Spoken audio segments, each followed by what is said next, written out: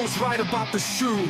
The shoe was not the same in the pic shown in court as the shoe pulled from the evidence bag by Trooper Proctor.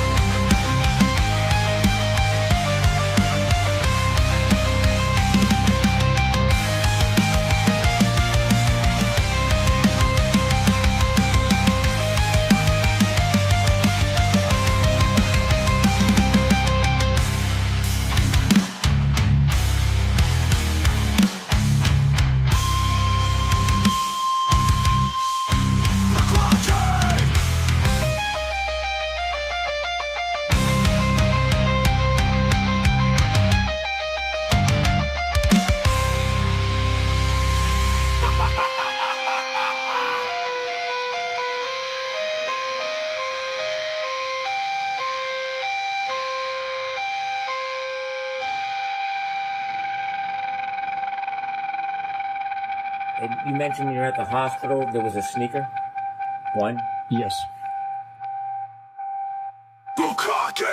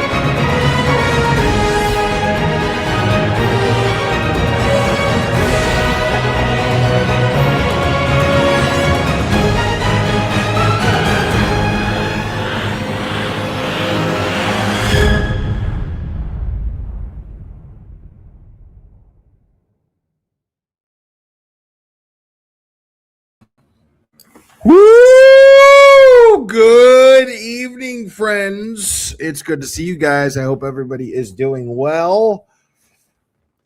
It is Thursday evening, April 23rd, 2026. I'm glad to see you guys. I'm very happy to see you guys.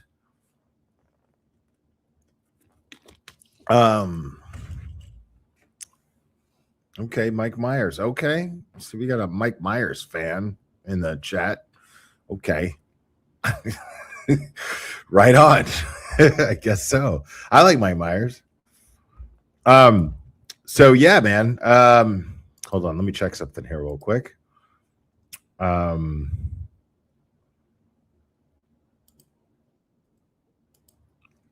so yeah. So a couple of things today. There was a Karen Reed hearing. We're going to go over that, and then we're going to explore a little bit the whole Turtle Boy derangement syndrome stuff.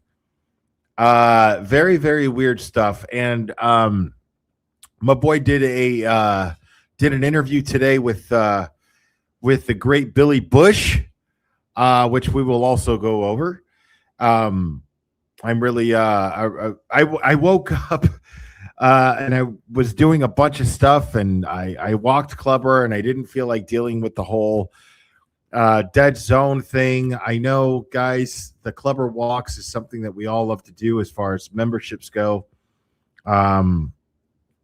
And thank you, Trial Channel. I appreciate it. Yeah, man, Doolin, dude. I saw that Doolin was on the Karen Reed hearing today. I don't know what happened in the Karen Reed hearing today. I have no idea, actually. All I know is that there was a hearing, so we're gonna go over it. We're gonna check it out, see how it goes. But yeah, I'm really interested in getting an idea of what's going on with this Turtle Boy derangement syndrome stuff. Now,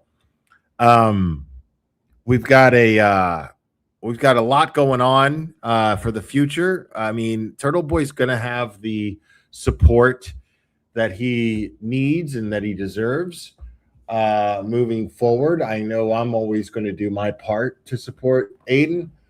I know he's got a fundraiser coming up soon. I'm excited about that. He texted me and asked me to be one of the people on there, and that's a no-brainer. There's no question. He doesn't even need to ask me. I'm happy to support in any way that I can. But we're going to we're going to go over a few things. What's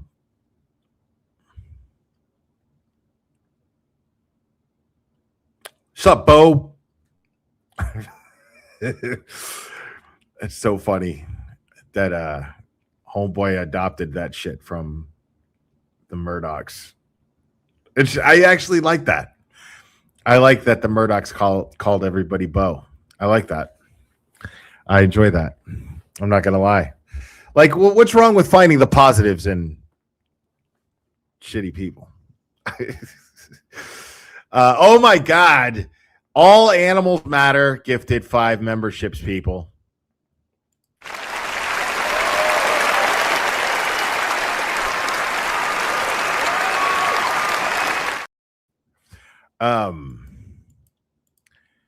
Yeah, man. So I guess we'll go over the Karen Reed stuff first. We'll do that first. How long is that hearing? Let's see. I'm trying to manage time here a little bit. So trying to manage time.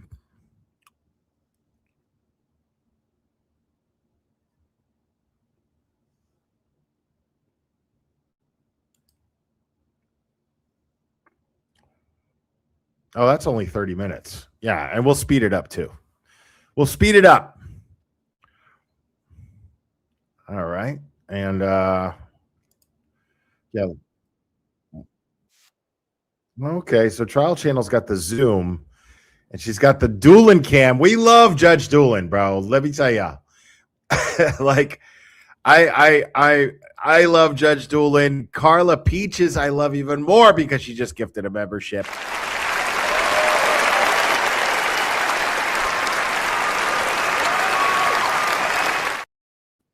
Absolutely fantastic. Thank you, Carla Peaches. Let's take a gander at this here real quick. We love Judge Doolin. It's good to see Judge Doolin. I don't know. Is Cherry in my chat yelling? She's saying hi to people. Oh, check the fucking... Okay, I'm checking the fucking DMs, bro. Oh, you mean the thing that I already have pulled up, Cherry? Thank you. No, I saw it earlier. Thank you. Appreciate it.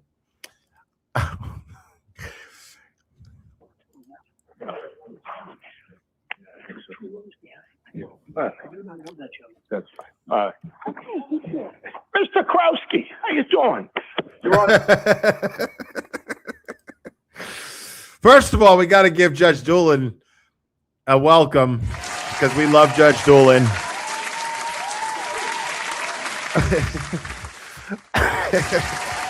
Mr. Krowski, how you doing, Mr. Krowski? I love that shit.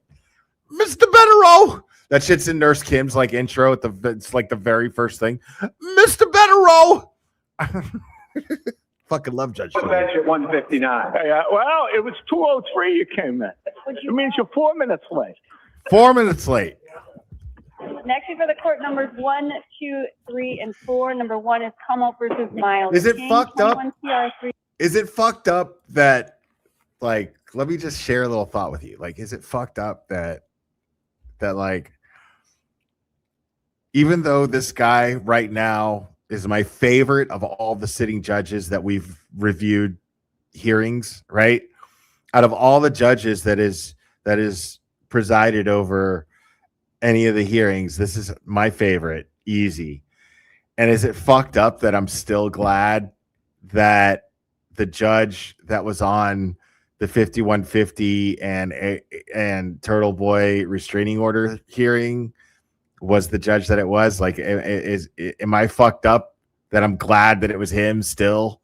Because that dude was awesome. Yeah. Now, I don't know how awesome he is. I really don't. I don't know how awesome he is. All I know is that he was awesome in that hearing. Like, he didn't do anything wrong. Like, you might have your own opinions about how that went down, but I'm like, it went down exactly how I expected it to go down. He was the perfect judge for that shit. 320. Mr. King is present and represented by attorneys Rosemary Scapiccio and Nicole Scapiccio. Also for the court, Counsel number 2, Counsel versus Bianca Chantio, 22 CR 265. Ms. Chantio is Not present. not present. Her presence was waived by her attorney, Joseph Cataldo. Yes. Also before the court, Counsel versus Giovanni De Los Santos, number 3 on today's list. Mr. De Los Santos is not present. His presence was waived by his attorney, Joseph Krowski Jr. And finally, before the court, number 4, Mr. Krowski. Sean Johnson, 22 CR 268. Mr. Johnson is present and represented by attorney Rosemary Scapiccio. For the Commonwealth, we have Lisa Beatty and Pamela Alford. And if the parties, and for Michael Proctor, we have attorney Tom DeGangi, and For Stanley, Michael we Proctor. have attorney Aaron Rosenberg. If the parties could please all identify themselves for the record, beginning with Is Commonwealth. Michael Proctor present at this Good hearing? afternoon, Lisa Beatty for the What's happening right now? Good afternoon, Pamela Alford for the I comment. haven't even looked at Twitter. Attorney Not Joseph really. Krowski Jr. on behalf of Giovanni De Los Santos. Okay, hi. Who's Good afternoon, Giovanni De Rosemary Los Scapiccio on behalf Santos? of Mr. King and on behalf of Mr. Johnson. Okay. Good afternoon, Your Honor, Nicole Scapiccio on behalf of Mr. King and Mr. Johnson. Good afternoon, Your Honor. Aaron Rosenberg on behalf of third party Karen Reed. Good afternoon. Good afternoon, Your Honor. Tom DeGangi on behalf of third party Michael Proctor. I'm Mr. DeGan. Joseph Cataldo on behalf of Bianca and Chantio. Okay. Good afternoon, Mr. Cataldo. I'll start with counsel for Ms. Reed. Go right ahead. I've read the briefs and I'm familiar with the history of what's happened with this phone. So go right ahead. Understood. This is on something you haven't filed yet, right? Okay. Say that again? I This is on have a to suit that you haven't filed as of yet. This is a suit that we are going. completely off the subject and out of left field, but I have to call this out when I catch these things. So Christina MGW just stated in my chat that she's drooling for dueling. Sorry I had to say that. Now, were you just saying that because it was a play on words? Or are you like actually like, do you think that like Doolin, there's like this hot quality about Judge Doolin? Because I want to know. I want to know what the ladies think. Like, is there a thing? Is it because he's a judge? Because I mean, let's get a gander at him real quick. You know what I mean? Like, and I love Judge Doolin. Don't get me wrong. I love the guy. But Maybe for the court, number you know what I mean? You know what I mean? Like, is it because he's a cool judge? Is it because you're just not shallow? And he's a very handsome man. You see what I'm talking about? He's a very handsome man. Okay, like traditionally speaking, as far as the standards of television and film and magazines, okay, it's a joke. All right. So we know Christina is joking. She was joking, but that prompted some of you guys to say things like he's a very attractive man. I'm just trying to get a vibe here. I'm trying to get a feel.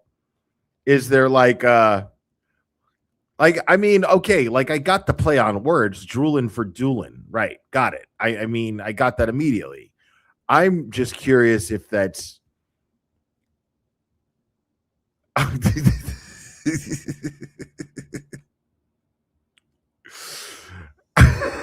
I'm just curious. I'm curious if Judge Doolin is doing it for any of the ladies in the chat. And if so, is it because physically he's the kind of guy that you particularly go for? Is it because you don't look at things in that sense and then you find the fact that he's a fair and likable judge attractive? Is it the fact that he's a judge and he doesn't abuse his power attractive? I want to hear from the ladies in the chat. I've got an 80% female demographic between the ages of like 40 and like 60, bro. Okay? I am curious as to I'm trying to and I'm not going to be nasty to Judge Doolin and put up a poll. I'm just looking at comments and seeing and getting an idea. You know, I'm not going to put up a vote. You know, no, I'm not doing that, Madam Mayhem. I'm not doing that. Because I'm reluctant to even go down this road in the first place because I respect Judge Doolin, and you know, I'm just trying to get an idea of of the consensus in the chat and what goes on in the minds of my audience. That's all I'm trying to do. That's all I'm trying to do. I'm not judging nobody, Cherry. I'm just trying to get an idea. That's all. I'm trying to learn. That's all. I'm not judging anybody. I'm not forming any opinions on anyone else at all. Let's see. We're not playing smash or pass on this nice old bit. We're not. Right. I'm not doing a smash or pass like poll. Like I'm not trying to do all that. He's like obviously a man who deserves respect. I'm wondering what the ladies in the chat like, because I know that people are like, when it comes to like David Yannetti, you know, you guys like, there's somebody literally who is regularly in my chat and many others whose handle is Weddy for Yannetti. You know what I'm saying? I'm just exploring that part of the demographic. Weddy for Yannetti. I wish I was a Leslie's girl. You know, I'm wondering if Doolin is part of this. If Doolin is part of this whole club of attractive men in this whole fiasco. I'm just curious. That's all. Number 4, Commonwealth versus Sean Johnson, 22 CR 268.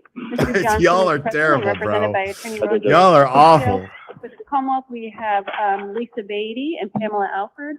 And if the parties, and for Michael Proctor, we have Attorney Tom DeGangi, and for Karen Reed, we have Attorney Aaron Rosenberg. If the parties could please all identify themselves for the record, beginning with the Commonwealth.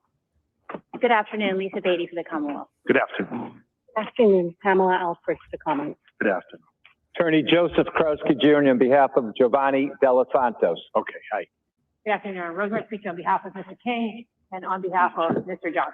Okay. Good afternoon, Your Honor. Nicole Scavici on behalf of Mr. King and Mr. Johnson.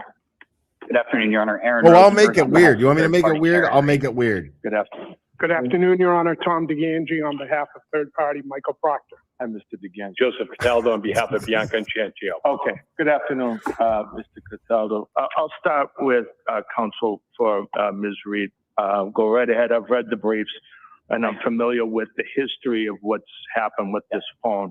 So go right ahead. Understood. This is on something you haven't filed though, right? Say that again? This is on a suit that you haven't filed as of yet. This is a suit that we are going to file within the coming weeks as soon as the presentment period expires. Okay. So It was mentioned in the suit that we filed, and we said we were going to file it once that period expired, and that's the same suit that we're talking about. Okay. Because of some machinations and procedural things, that now has to be a whole separate lawsuit because the other lawsuit we filed was removed to federal court where we can't sue those state police. So it's going to be a separate case as of the next few weeks. But what we're seeking here, Your Honor, is actually a minor procedural amendment to the order that you issued last time we were all together. And it's an amendment that will have zero practical impact. As of today, according to the court and the Commonwealth and the parties, Ms. Reed may already use these communications from Mr. Proctor's private cell phone for any purpose in the pending O'Keefe litigation. And they're subject to the restrictions that we all agreed upon and that Your Honor accepted. So if we wanted to or needed to, we could today file these documents that we're talking about. All that we're asking is that we have permission from the court to do the same thing we're already allowed to do in the pending litigation in Plymouth, in the O'Keefe litigation, in the complaint that we file, also in Superior Court, and we are agreeing that it would be subject to the exact same restriction. The only change to our agreement with the Commonwealth and your order would be adding one other litigation that it could be used in. But again, another Superior Court litigation. This request is necessary because the communications are highly relevant to the negligent hiring, supervision, and training claims that Ms. Reed is bringing against the Massachusetts State Police, as well as the town of Canton, which she's going to do in a matter of weeks, as I just told Your Honor. And these relate to primarily Mr. Proctor, as well as Canton Police Sergeant Sean Good. These messages contain images of, as is already in the record and as the Commonwealth has said, and information about women that appear to be unrelated to the people in the conversations and likely unaware that they are contained, these pictures or messages are contained within this data. We've already agreed that that is subject to strict confidentiality provisions. We are not able to use those unless we come to you and ask, and we are not asking for that right now. What we're asking for is the messages, primarily the messages written by Michael Proctor and Sergeant Good of the Canton Police. But now the Commonwealth, in its opposition to this procedural motion, is attempting to tell Ms. Reed, a private party in civil litigation, what she does and does not need or get to use in the complaint that she's going to file. There is nothing in the rules, the law, or anything else that gives the Commonwealth the right or the ability to do that. And this is not premature at all. Ms. Reed does not need to wait according to any rule or law. She does not need to wait until discovery to use evidence and communication that she already knows about. So frankly, it's unclear why the Commonwealth is joining with Mr. Proctor to oppose this motion today. These existing restrictions are more than sufficient to protect the legitimate confidential I can take images a guess of women or other people that are not Michael Proctor or not. I could take a guess. Joining with Mr. Proctor to oppose this motion. It's unclear why the Commonwealth is joining with Mr. Proctor to oppose this motion today. These existing restrictions are more than sufficient to protect the legitimate confidential. I mean, we all know, but I can guess. I could just take a stab in the dark and say that Occam's razor dictates that there's something incriminating about the Commonwealth in those text messages. And the Commonwealth doesn't want those text messages out. I mean, it's just a guess. I don't know. It's just a guess. Images of women or other people that are not Michael Proctor, are not Sergeant Good, are not otherwise relevant. But the only reason why we need to even come to you today is because when Ms. Reed tried to add these claims to the existing O'Keefe case, a number of parties and third parties objected and opposed that, and she was unable to bring those claims in the existing case. If that hadn't happened, this wouldn't even be necessary. We'd already be able to use it. Now, as opposed to the Commonwealth, Your Honor, it's very clear why Michael Proctor opposes this motion. Right. As we said in our papers, these very communications are not private, they're not personal, they're not confidential, and they're not privileged. But what they are is staggeringly anti-woman, racist, homophobic, anti-Semitic, among other things. Misogynistic. And that description applies to messages from both Mr. Proctor and Sergeant Good of the Canton Police Department. So it's understandable why Mr. Proctor wants to keep that secret, but he has no right or basis to do so. As a reminder, and I understand you're aware of the history having been involved, but Ms. Reed only has access, Ms. Reed and other defendants only have access to this because the court ordered the Commonwealth to get this phone and to conduct this review. According to Mr. Proctor's own counsel, between the time that the phone was returned to Mr. Proctor by the Commonwealth and counsel was engaged, he conveniently lost that phone. So this is the only way that these documents are available. In this opposition, he just rehashes the same arguments that Your Honor rejected in the prior motion where we were aligned with the Commonwealth. They're not private, they're not protected messages. These are messages he shared with his group chat of friends. And he also now triples or quadruples, I've lost count, down on the argument that the court should restrict use of his own chats, his own messages, because he chose to share images and private information relating to third-party women with his friends. He wants to restrict use of that now to protect those women's rights. I think the absurdity of that argument is clear. I like this guy. In a normal civil case, there would be no question that Ms. Reed could use these documents in her coming complaint, but obviously this is not any civil case. We recognize that. So we're here again, seeking the court's permission to do so again, subject to the exact same confidentiality provisions that everyone has already agreed to.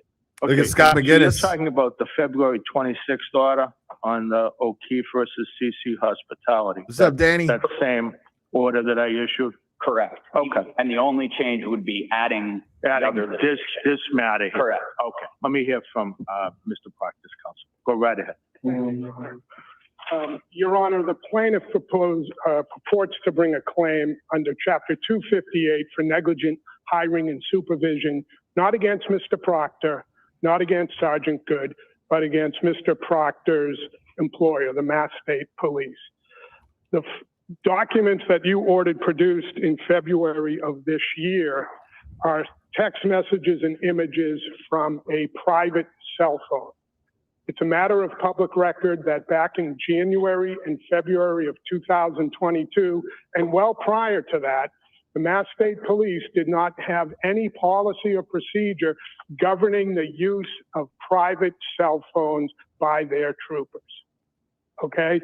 So if he wants to bring a negligent hiring claim against the Mass State Police, there's no way, and the plaintiff doesn't allege this, or excuse me, Ms. Reed doesn't allege this or plead it in her motion, that the Mass State Police could have known about these text messages on a private cell phone, should have known about these text messages on a private phone, or through the reasonable use of discretion would have ordered a Mass State Police trooper to turn over his private cell phone after working there for 12 years. In fact, Your Honor, I'm not aware of any employer in the Commonwealth, or perhaps even nationwide, that orders their employees to turn over their private cell phones before they're hired or after they're hired. That would be tantamount, with all due respect, Your Honor, to the trial court or the governor putting you on the bench for saying, a second. I want to look at your cell phone. Like, it what? just doesn't happen, Your Honor. And, employer in the Commonwealth, or perhaps even nationwide, that orders their employees to turn over their private cell phones before they're hired or after they're hired. That would be tantamount, with all due respect, Your Honor, to the trial court or the governor putting you on the bench saying, I want to look at your cell phone. It just doesn't happen, Your Honor. Well, here's the thing about that, homie. Judge Doolin wasn't caught basically rigging a case. Okay?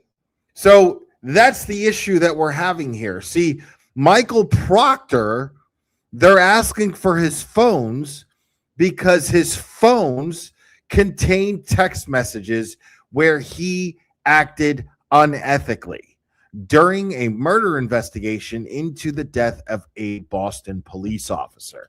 This is not even up for dispute. This happened.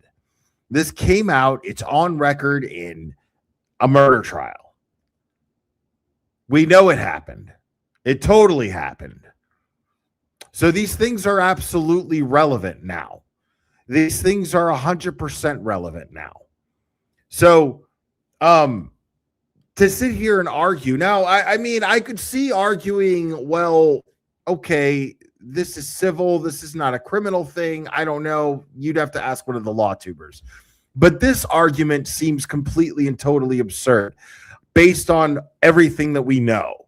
When he's sitting there and saying things to the effect of, oh, well, it's unheard of. It doesn't happen. Well, maybe Proctor's behavior is fucking unheard of. Did you ever consider that?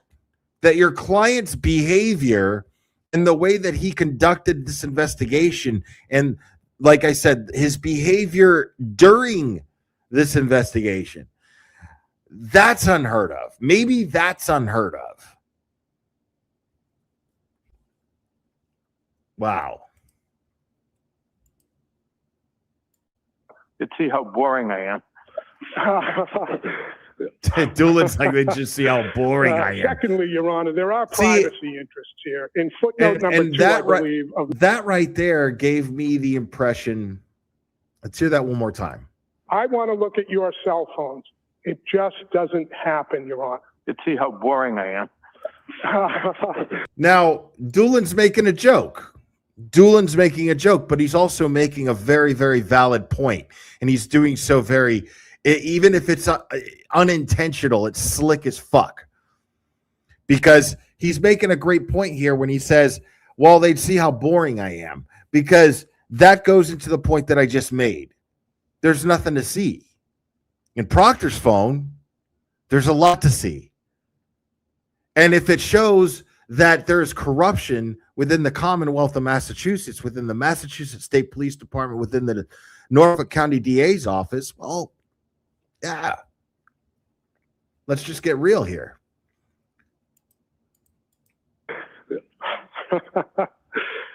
Secondly, Your Honor, there are privacy interests here. In footnote number 2, I believe, of Ms. Reed's motion, she recognizes, and Attorney Rosenberg just said it right now, these text messages and these alleged photographs are unrelated to the Karen Reed case. What relevance can they have to a negligent hiring, training, and retention claim against the Mass State Police when Mr. Proctor is not even a named defendant in that lawsuit? Moreover, Your Honor, because he doesn't have any money. To my opposition, it's a 17-page opinion by Justice Krupp. Yeah, I read it. Okay. Yeah, I read it. So you saw in there, Your Honor, that Justice Krupp back in November 2023 had serious concerns about the privacy interests that were being brought upon by Ms. Reed's followers, okay? Cell phone calls to Michael Proctor's wife, posting Michael Proctor's wife's cell phone on a public forum, posting the name of her employer on a public forum, posting her employer's phone number on a public forum, and encouraging Ms. Reed's followers to bombard the employer. What is going to happen? I'm not concerned about Justice Krupp back in November 2023 had serious concerns about the privacy interests that were being brought upon by Ms. Reed's followers, okay? Cell phone calls to Michael Proctor's wife, posting Michael Proctor's wife's cell phone on a public forum, posting the name of her employer on a public forum, posting her employer's phone number on a public forum, and encouraging Ms. Reed's followers to bombard the employer. Who encouraged Miss Reed's followers to bombard the employer? Was it Miss Reed? Are you saying that Miss Reed did that? Because I mean, I don't remember that ever happening. Oh, here we go. I think we got a super cat. Super cat. I think we got a super cat. Super cat. Super cat. Super cat.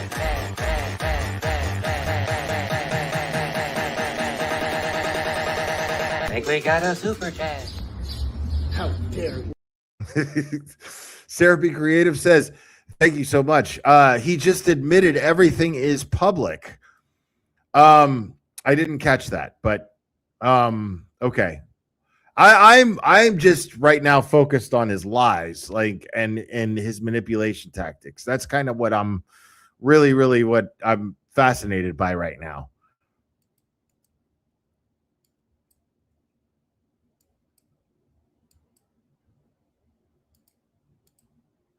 What is going to happen? I'm not aware, Your Honor, and I'll say this frankly, I'm not a party to the wrongful death case down in Plymouth. But if there's no confidentiality order in that suit, there's nothing protecting any person from using this information and going after Proctor, the witnesses, the House defendants. You may be aware that just about a week ago, the people that live. But that's not, see, I wonder what the strategy here is, because Karen Reed supporters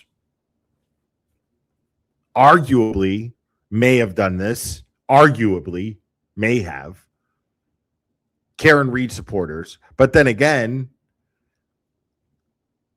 if we're going to split hairs, it wasn't actually Karen Reed supporters, because at one point, a lot of these people veered away from support for Karen Reed for a period of time, if not indefinitely or permanently. That did happen. So I'm wondering, I mean, I'm not thrilled about it. I'm just stating a fact here. And what this guy's saying is a massive overgeneralization, to say the least. I'm just saying it could be argued that maybe they weren't Karen Reed supporters at the time.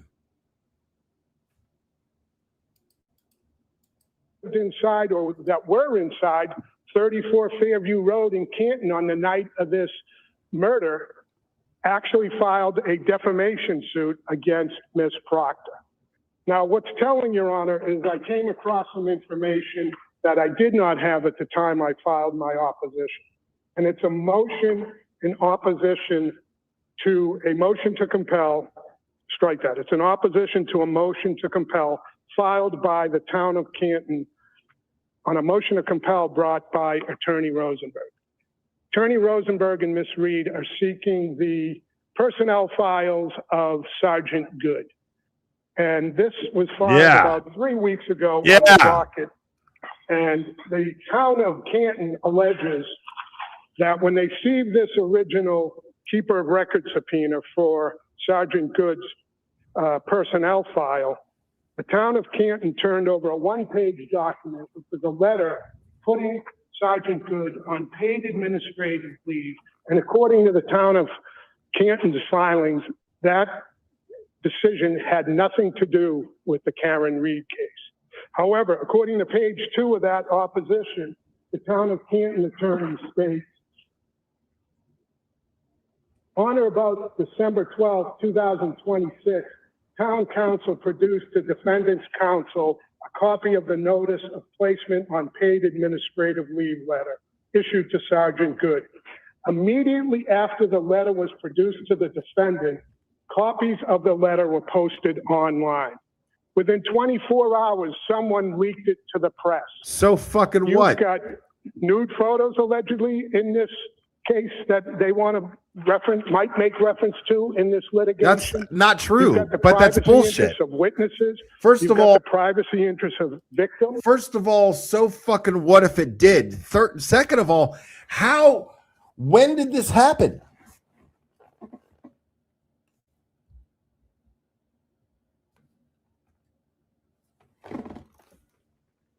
You're saying it was leaked, but people in my chat are saying, but people FOIA'd it. It got FOIA'd. It's public information under the Freedom of Information Act. So nobody leaked anything.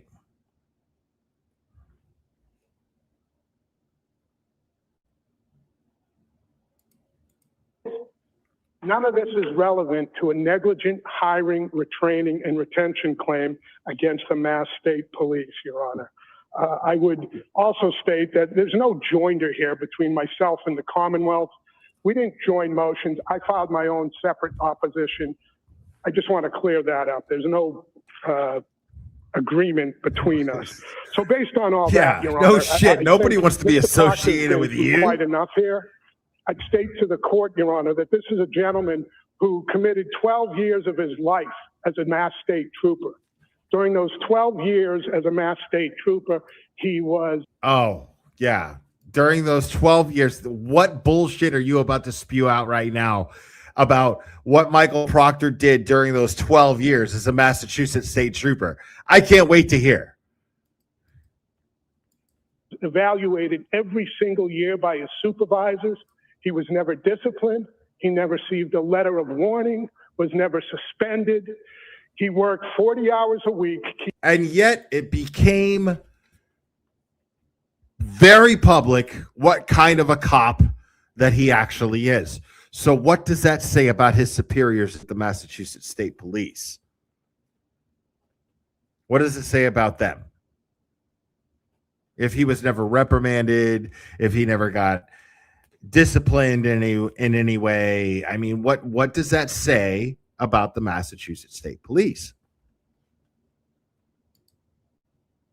So, I mean, you're not sitting here selling us on Michael Proctor was a great cop. We know he wasn't. We know that he is a couch farter, that he is a born couch farter. That's it. That's his whole legacy now. He was born to be a couch farter. He was a couch farting cop.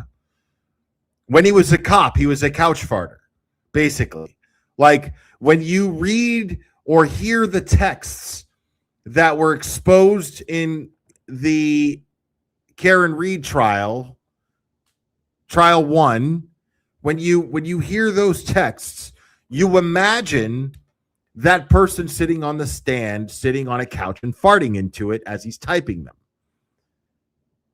Not a cop, not a guy who's out there fighting crime, getting to the bottom of a murder. That's not the vibe I get when I hear those texts. I picture a man sitting in his couch being a useless fuck and farting into it, which is now exactly what he does.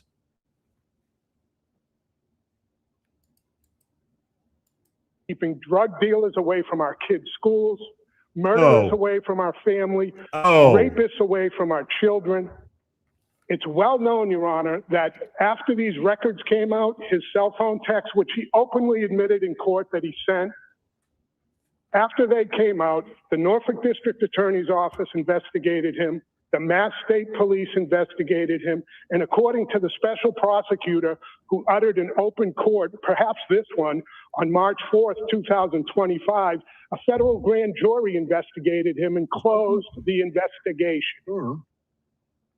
This is nothing but a fishing exhibition, Your Honor. And I think it should stop here. Thank you. Thank you so much. All right, why don't I do this? I'll go to the Commonwealth last. Why don't I start with Attorney Scarpiccio? I'll go to Mr. Krause. Yeah, he was fired. Right. Attorney Krause, are you still part of this, or is your... I am not. I'm just the attorney today. Nice to see you. I wish I was. Okay. We missed.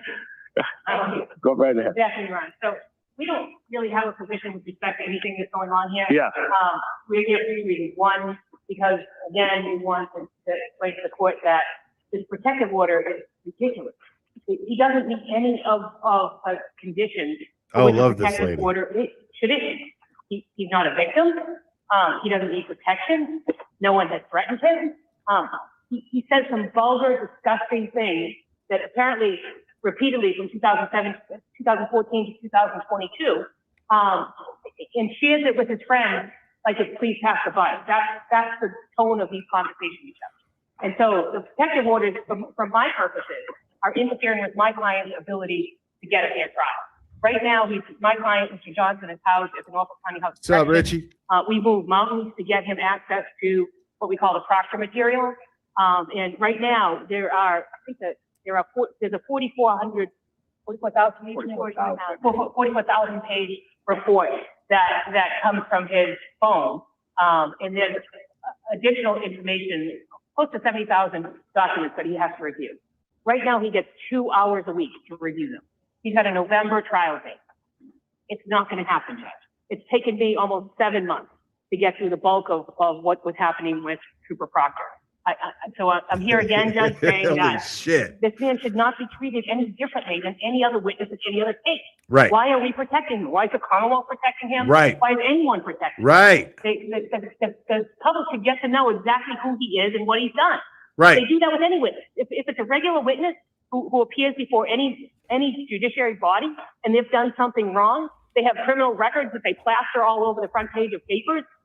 Nothing like that is private. And so why are we considering this private in this case, Judge? And that's really the issue that I have. And I've also, we're not arguing today, Judge, but I've filed motions in both Mr. King and Mr. Johnson's case for materials regarding Mr. Proctor's hiring, Mr. Proctor's application, Mr. Proctor's, whoever reviewed that application, any of the exhibits to that application, and then any and all of his training, because I think his lawyer said it best.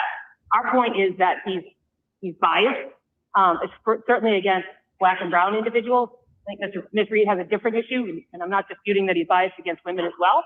But in this case, Judge, our position is that it's not a separate entity. In other words, when we did the Ellis case, and when we knew the police officers at Ellis were committing crimes, in the beginning, when the first lawyers filed that motion for new trial, we couldn't connect the crimes to the actual the conviction in Ellis. And it took us 18 years to be able to do that. We were able to finally connect it.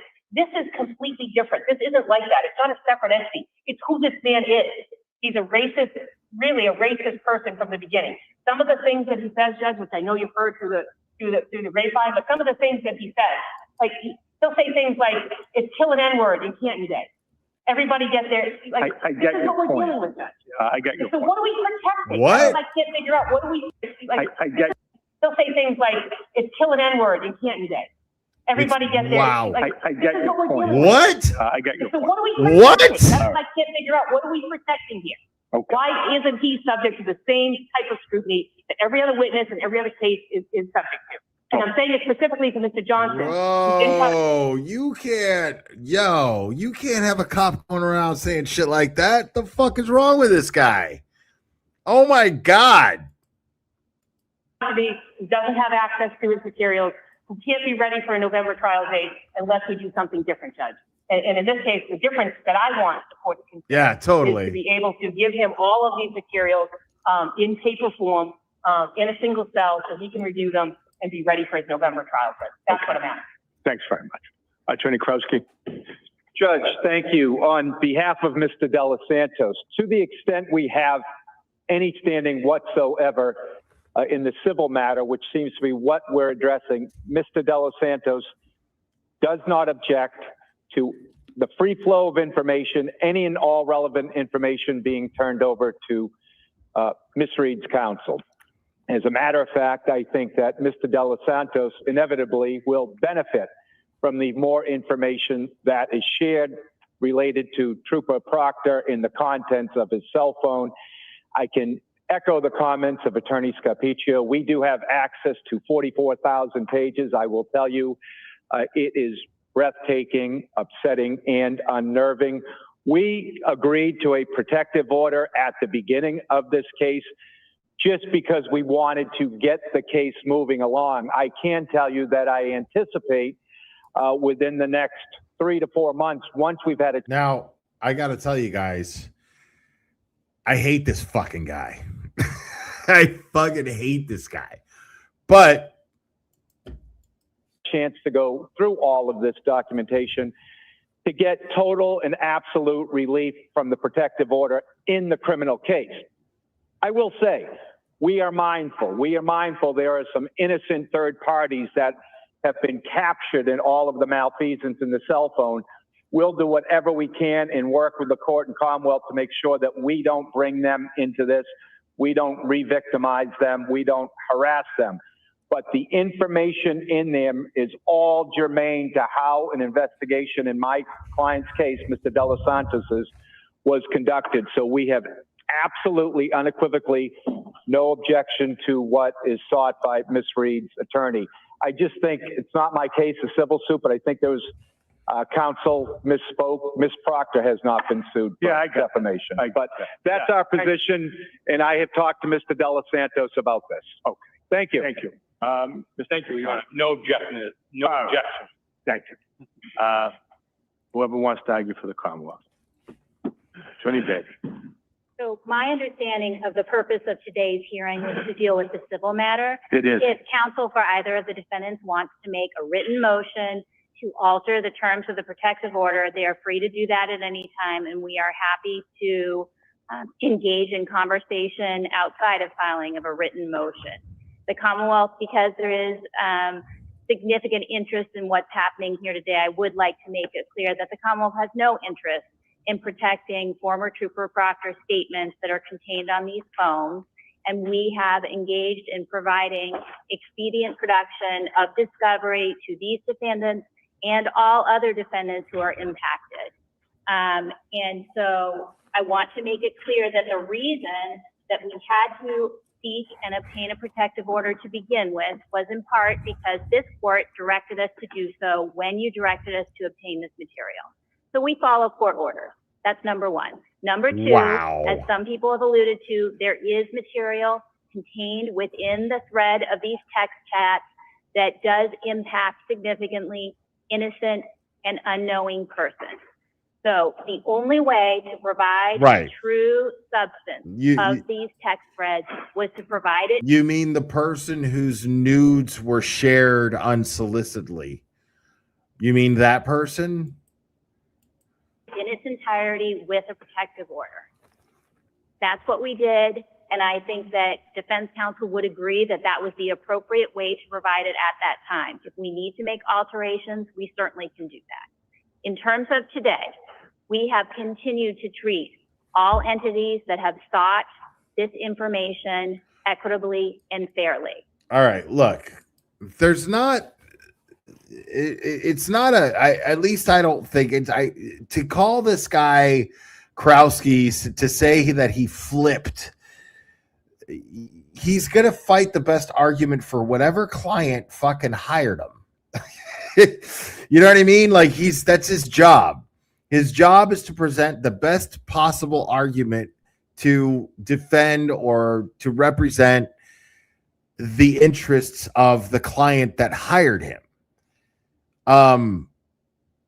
So no, he didn't flip. It's just if it's in his client's interests to have those text messages unimpounded, then yeah, it's in his, he's going to fucking argue that. That doesn't mean that he flipped. If there is a request for this information, and in this case, it was a subpoena that we responded to. The subpoena came from a specific civil case. We have a confidentiality agreement that relates to this material that Ms. Reed and her counsel agreed to. Then we sought alteration, and this was contemplated in the confidentiality agreement from this court to produce this material for that lawsuit. We did that. That is what Ms. Reed agreed to. She now wants to change that, and then there would not be any sort of litigation or any sort of court proceeding overseeing the next production. And that is the fundamental difference. In a couple of weeks, if there's a lawsuit that's filed, there can be another subpoena. We can then treat all parties, whoever the parties are, to whatever lawsuit, identically produce discovery in an orderly format. Stop it. So let me get this straight. So the Commonwealth's, I might be misunderstanding this, and I probably am, in all fairness, but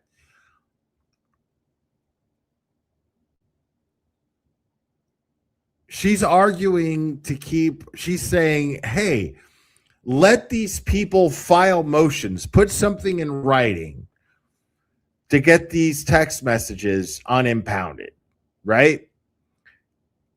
And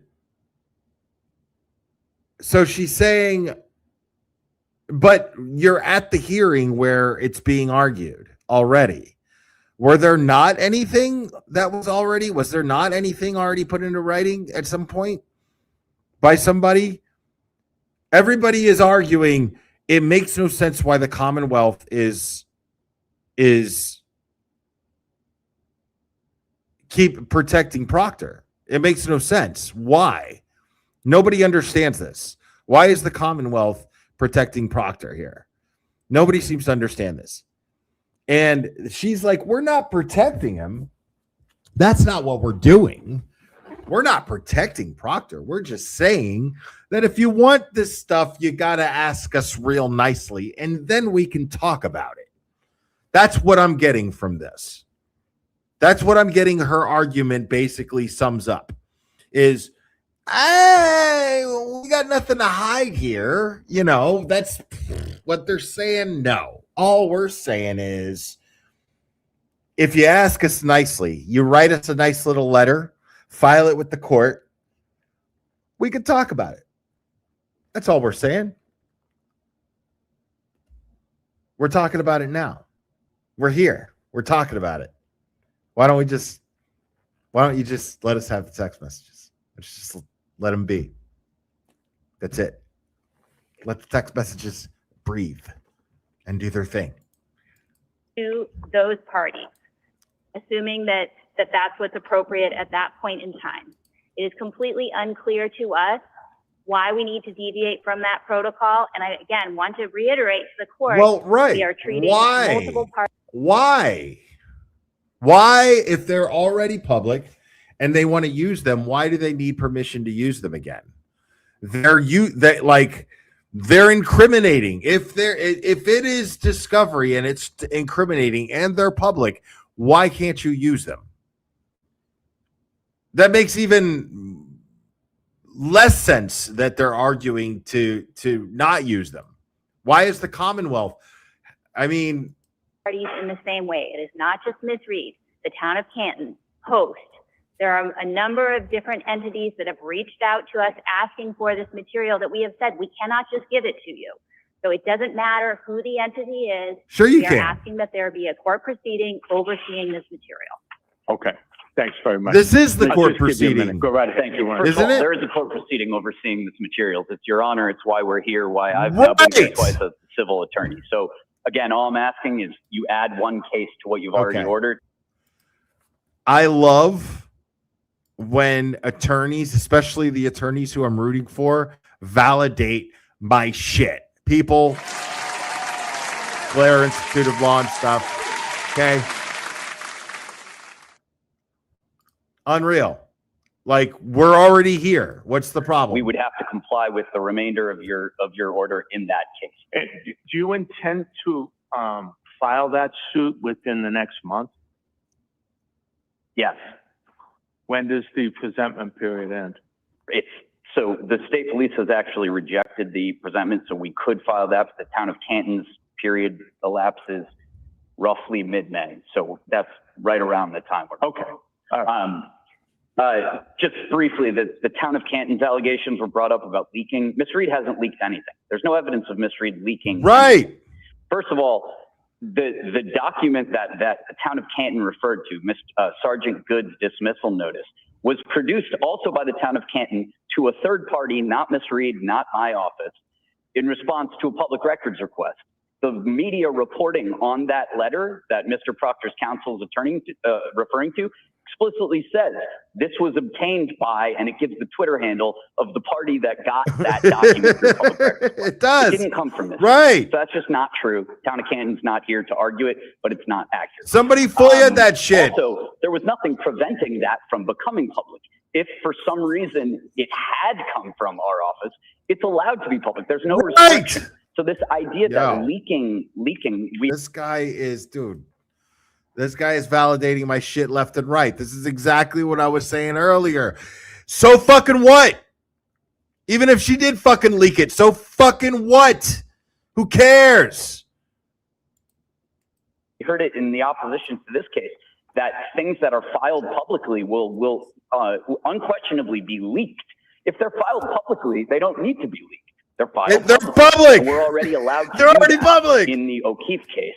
We are just asking to be able to do that elsewhere. And finally, as to relevance, Mr. DeGangi referred to the claims. He referred to what statute it's under, who's a party, what we allege.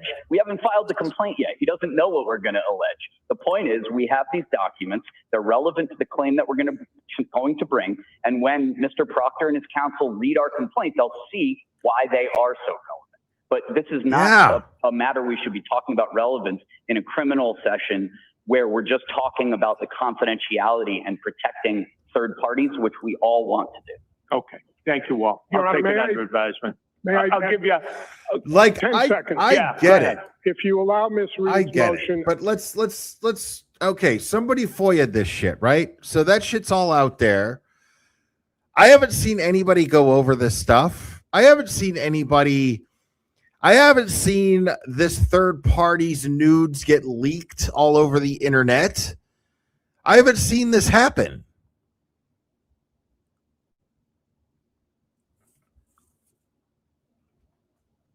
So, unless I'm just missing something, which I probably am, but I feel like I'm overlooking something here, and I don't know what it is. But I don't know. Okay, so if this shit was already public, then and people are aware of it, why isn't it getting blasted all over the fucking internet?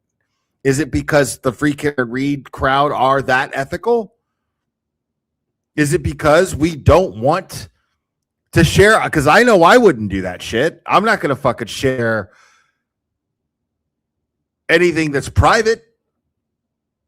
The texts are under seal. Okay, hold on. Trial channel, thank you. The texts are under seal. The Sean Good paid administrative leave letter got leaked. Oh, okay. The letter got leaked. I was going to say, I haven't seen anything. That doesn't make sense. Right. But the Sean Good paid administrative leave letter got leaked, but it didn't get leaked. It got FOIA'd. Got it. I would ask that the court also issue an order allowing the DA's office to produce these 44,000 pages of documents. I've never seen them. And that's in my motion. Okay. I don't know what that means, quite honestly. So I'm not going to be able to comply with 44,000 pages. So I just want to, that's not the way we produce material. All right. So. Okay. I'll take it under advisement. Judge, I can correct the record. Counsel said we had to file the motion on record in Mr. King's case, and I believe Mr. Johnson's case. Hold on, I really want to hear her because she's a badass. But she's like, I can't comply with. Like, what do you mean? If it's evidence, I don't care if it's fucking 10 million pages. If it's evidence, it's evidence. You need to comply. If it's discoverable, it's discoverable. Go fuck yourself. Produce that shit. Can't comply with that shit. It's a lot. We don't have the manpower. Well, too fucking bad. Get it. In response to the Commonwealth motion to provide law enforcement bodies information, this is the post stuff, and or to vacate or modify the protective order. It's already on file, so that's all. And we litigated that. We changed the order. We litigated before Judge Krupp, and that is the modification that is presently in point. Nice to see you all. Have a good afternoon. Thank you, Your Honor. Taken under advisement. Mr. King's case is next on June 18th at 3:30. As to Melo Santos et al., that's on May 8th at 2 p.m. Thank you. Okay, where's Thank you, Madam Clerk. where's the big wait? I may be on trial. Where's the big wait for it moment that you guys are telling me about? It's custody getting into me. I think Judge Pedro, is that in this session, Attorney Scarpiccio? I don't think that it is, Judge. No, I think it's. It'll be with Judge Sullivan. Oh, Judge Sullivan. Yeah. I just want to let the court know I'm starting a trial. All right. Good. Thank you. You are muted.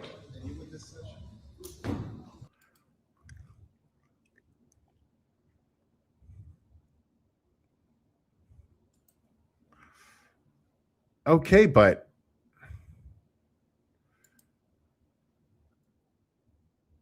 44,000 pages. Okay. Too fucking bad. Get to work. Get to work. If it's discoverable, it's discoverable.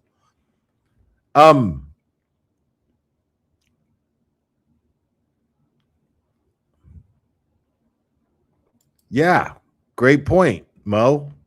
Get some law clerks. Stop paying special prosecutors. Stop paying people like Michael Proctor six-figure salaries, or people like Robert Devine $200,000 a year. Right. Oh, I saw that. Yeah, I already saw that. Everybody kept saying, wait for it after that. No, I got it. Yeah. I got it. Wow. Yeah. I mean, I'm dying to know. We're all dying to know this Sergeant Good and Proctor shit. We all are dying to know. And I can't wait. I'm really looking forward to it. But Proctor's lawyer just sat up there and fucking lied a lot. And it was real easy for Karen Reed's attorney to just shut it down. Like, the dude was awesome. I'll allow it. Sigh. I'll allow it. Did you see Turtle Boy's story about Ken Melo? I had not seen Turtle Boy's story about Ken Melo. Not yet. No.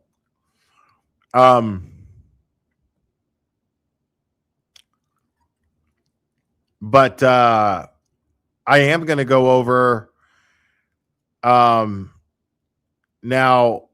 I want you guys real quick to stop what you're doing right now and go give Trial Channel's video a like. I forgot to do that earlier. I'm sorry about that, Trial Channel.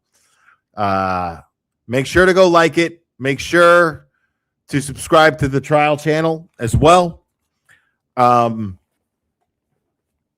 Take your time, but make sure to do it.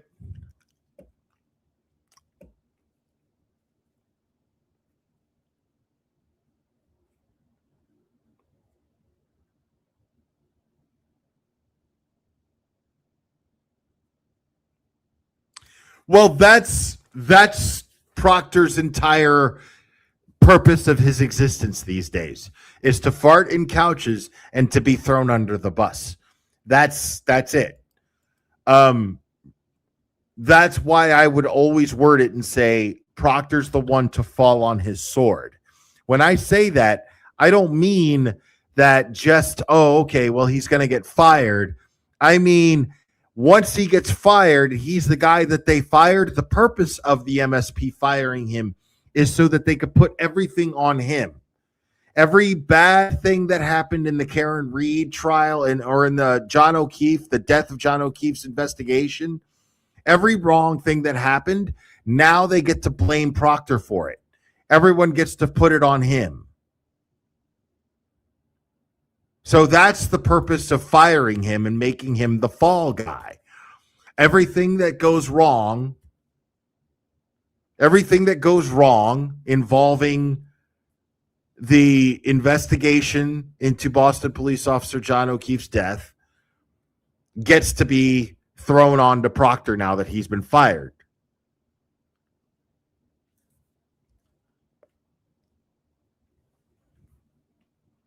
So yeah, exactly. Blame it on the couch farter.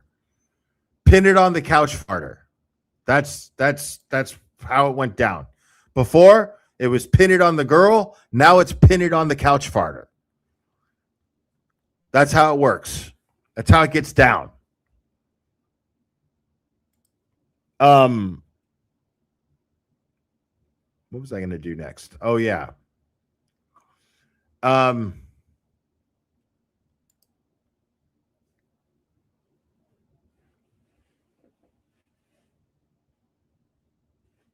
Let's go to this, because I didn't watch this. Now, is everybody done liking the Trial Channel's video? Make sure to do that. One last chance here. Do that one more time. If you have not, make sure to go give it a like. And once you're done with that, Okay. Once you're done with that,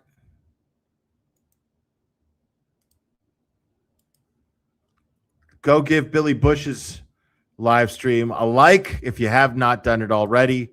Make sure to do it. And make sure to subscribe to Hot Mics with Billy Bush. Because we love Billy Bush here, people. Okay?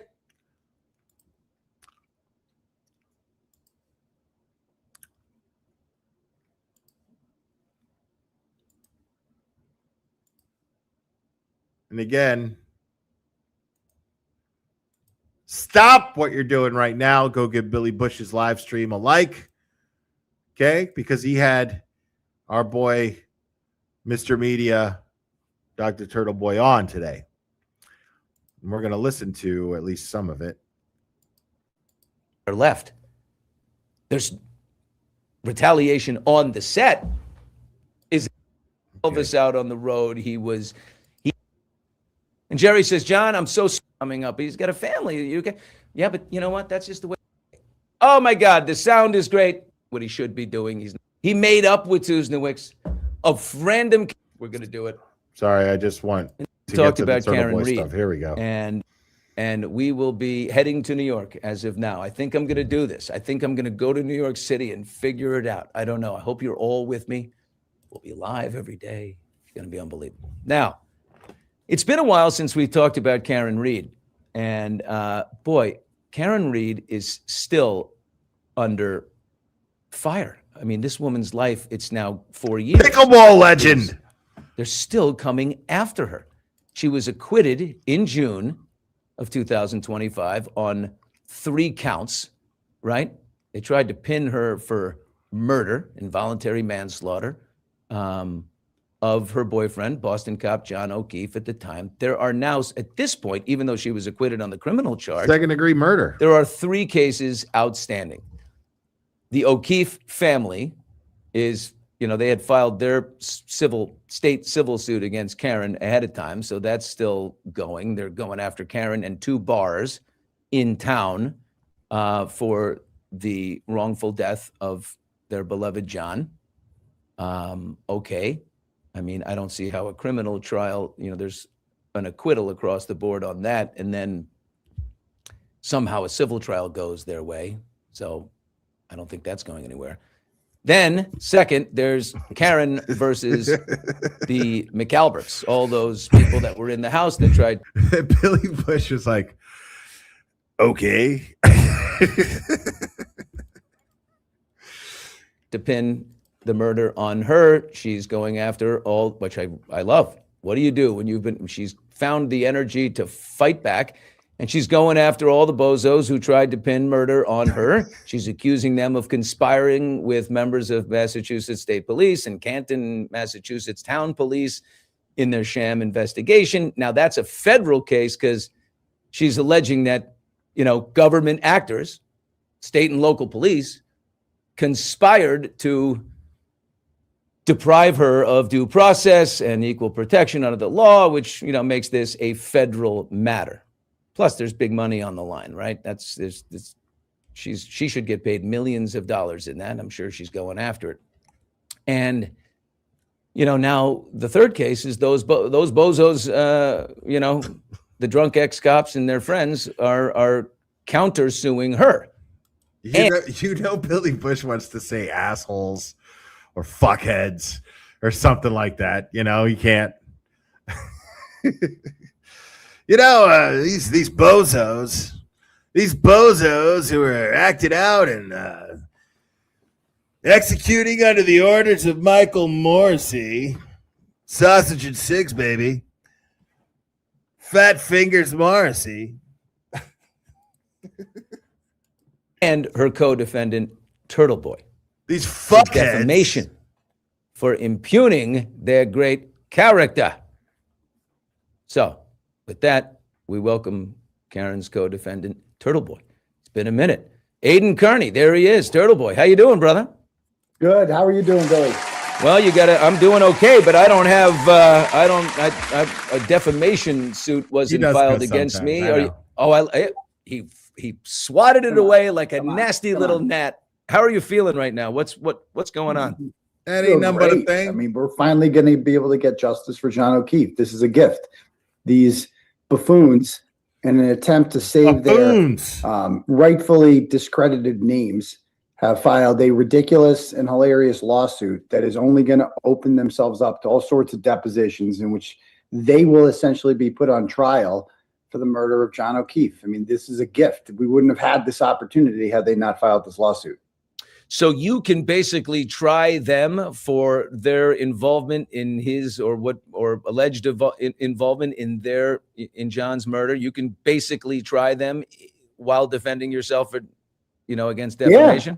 Yeah, because our defense is that this is everything I said is true, right? My defense, Right. the ultimate defense to defamation is the truth. Right. And so if I believe that the truth is that John O'Keefe went inside that house, was murdered inside that house and planted outside that house, then we need to delve into that. We need to ask these people questions about that.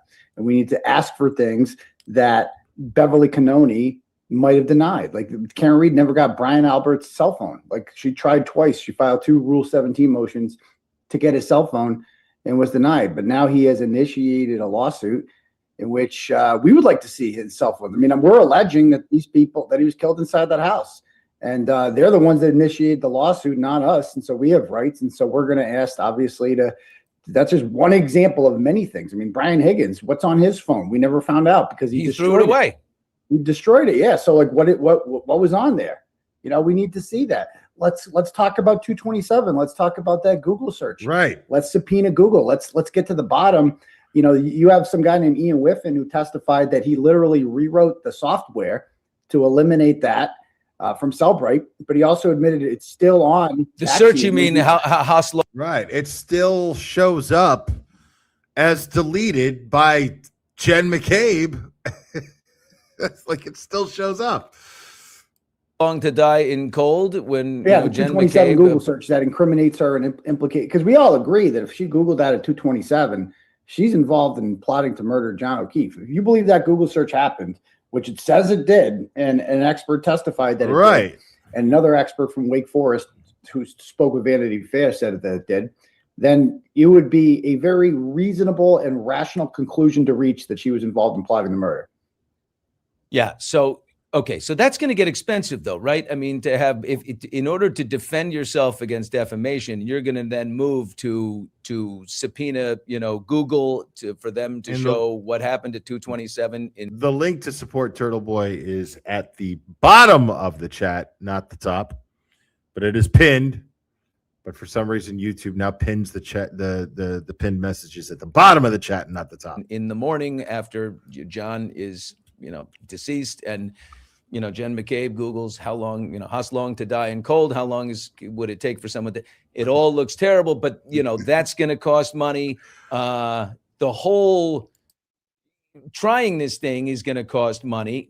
You and Karen are co-defendants. Karen, has her, but you have separate legal teams, right? This doesn't mean you have the same. You don't get Alan Jackson and all of this in his squad, do you? That's right. I don't know who's on Karen. I don't even know if I haven't heard that Karen's hired anyone specifically for this. She has civil attorneys for her other lawsuits involving the McAlberts, but I haven't heard any announcements about, attorneys for this one. But yeah, I will not have, we're going to have separate attorneys, although we are clearly rowing in the same direction against the same common enemy. And we're being accused of the same thing by the same people. And our defense is going to be very similar. How fucking retarded are you, McAlberts? How fucking dumb are you? Because the fact is I absolutely believe that the people suing Aiden Carney and Karen Reed are absolutely involved in the cover-up of the murder of Boston police officer John O'Keefe. I personally believe that with every bit of my fucking core. And I don't mind saying it. I never have minded saying it. If the facts dictate that Karen did not strike John O'Keefe with her vehicle, then that means John O'Keefe went inside that house, and that means that these fucks know what happened to him. They know what the fuck happened. You know what also tells me that is how much they fucking lied. That also tells me that. So now they're subject to deposition, maybe through, as witnesses, through almost for sure. Why wouldn't Karen Reed put Jen McCabe, why wouldn't she make her subject to deposition to defend herself against the O'Keefe's lawsuit? Or Brian Albert or anybody else? Why wouldn't she do that? And sure as fuck, why wouldn't she do that in her lawsuit against them? And why in the fuck wouldn't she do that in her lawsuit where they're suing her? So already you've got 3 different points where these people are probably going to be subject to depositions. Now, I'm not sure how that works. Maybe, I don't know if they file a motion and they say, we already gave a deposition. A lot of the same questions are going to be asked and blah, blah, blah. But it seems like they're subject to, at the very least, 3 different depositions. That's not even counting Turtle Boy's lawsuit, where they are subject to 3 depositions. Certain members, certain people, certain parties are subject to 3 different depositions where they have to be clear about what happened that night. They can't plead the 5th. How are you going to plead the 5th if you're suing him for defamation and you're suing Karen Reed for defamation? You can't plead the 5th. You can't sit there and go, I plead the 5th Amendment under the grounds that my answers may incriminate me. Too fucking bad. Because you'll lose your lawsuit.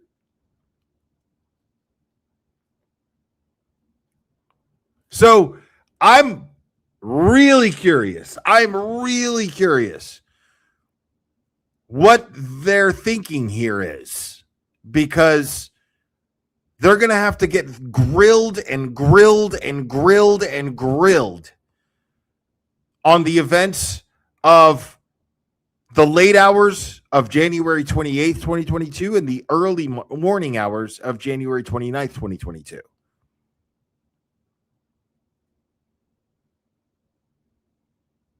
Like, why would you do that? Dude, if I find out that I have to be deposed for something, I'm taking a shit, dude. I'm freaking out. I am freaking out. I'm going to shit a Miata. I am freaking out. But then I got to do it 3, maybe 4 times?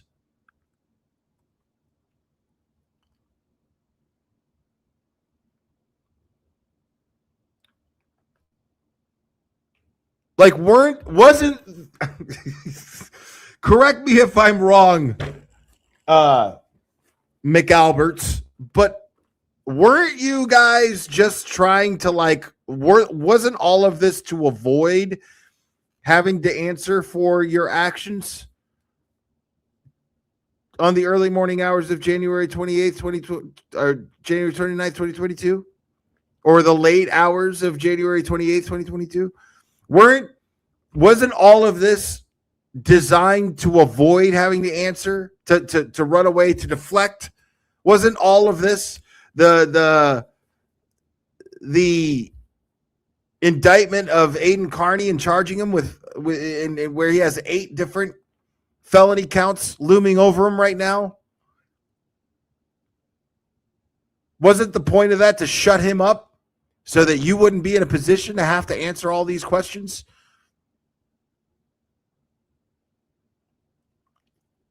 And now you just put yourself in a position where you're going to have to answer it 2 more times. What are you going to do? Plead the 5th? You can't plead the 5th. You're fucked. Yikes. I would assume it's that we were telling the truth. I mean, what are you supposed to do in the United States of America if you believe in your core that something happened and you can't say that thing? The question on defamation is going to be, did you say, I believe this is what happened, or did you say this happened? Well, it's implied. If I And the thing is I understand, man. I get like Billy has to manage time. He's got a show. He's organized. I'm not organized. A lot of us aren't organized. He's organized. So he's got a show and he's trying to manage time. But I wish that he would have let Aiden just follow through with that thought, because that thought was so important. It really was. Like, how in the United States of America, we're in big trouble if you can't express how you truly believe something, a wrong that you believe has taken place, and you can't express how you feel about that. You can't express if you have strong opinions. Isn't that what free speech is designed to protect?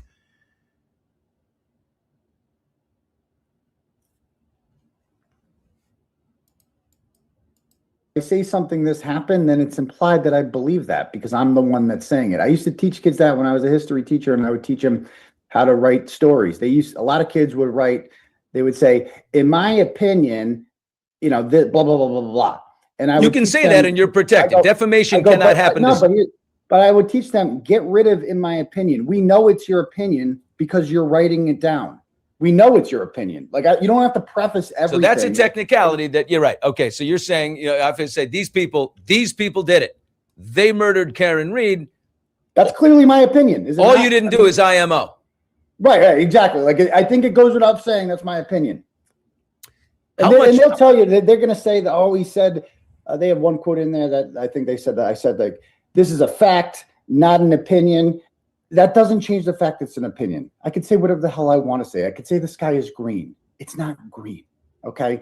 You get a little hyperbolic, whatever, right? It's still, my opinion is based on facts and evidence. That's the thing. I didn't just pull this out of nowhere. I didn't make this up. Like, the evidence shows it. And we have to go through that evidence to show the jury that this is a perfectly reasonable conclusion for any person to reach. And then it's not just me. I mean, they're acting like me and Karen are these geniuses who somehow brainwash millions of people into believing that John O'Keefe was killed inside that house. But if they want to, we can get people to write thousands and thousands of affidavits in which they explain how they reached the... Yeah, no, that doesn't happen like that, dude. I didn't get a bunch of followers because I was off trying to fucking convince people of a certain thing. Microdot's didn't get a bunch of followers because he was out trying to convince people of a certain thing. Aiden didn't get a bunch of followers because he was out trying to convince people of a certain thing. And Karen Reed didn't get the support that she got because she was out trying to convince people of a certain thing. The facts that were public record dictated that Karen Reed didn't do this. And people realized this on their own. And we all found each other, including the supporters. We all found, at least I'll speak for myself. Okay. I'm not going to speak for Aiden. I'm not going to speak for anybody else, but I'll speak for myself. I will say that we all found each other because for me, I really needed the validation. I really needed to have people around me that I related to because I felt fucking crazy. I felt like, I was questioning my own sense of reality, my own perception of reality, because I did not imagine that the Massachusetts State Police, the Canton Police Department would be so fucking negligent to the point to where I have to ask if they're being corrupt. The only reason that I don't flat out say the Massachusetts State Police and the Canton Police Department are fucking corrupt pieces of shit. The only reason I probably have said that, but the only reason I ever hold back from saying it is not because I'm afraid of being sued. Not because I'm afraid of people going, oh my God, Claire is biased, blah, blah. I don't give a fuck about any of that. The only reason that I hold back from it is because I don't want to convince myself of something. I want to remain rational. I'm afraid that I went full crazy if I say something that sounds fucking crazy. And I realize that sounds crazy, but it's the truth. It's the truth. That's the reason why I hold back and I don't go fucking corruption all up and down the line, is because I'm afraid of sounding crazy.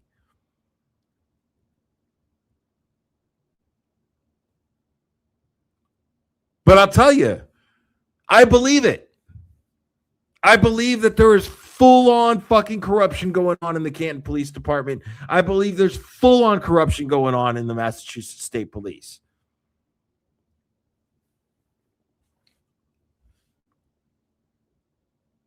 And the only reason that I hold back from ever saying that is because I'm afraid of sounding too paranoid. But the facts dictate this. The facts dictate that it's reasonable to believe it. Conclusion that John. But that's the thing, is we found each other because we all felt like this. I felt like this. You felt like this. You logged on to me because I was sitting here going, man, am I fucking crazy? What is going on here? And that's because you guys were like asking yourself, you're looking at the documents, you're looking at the statements, you're seeing this shit and you're going, am I fucking crazy?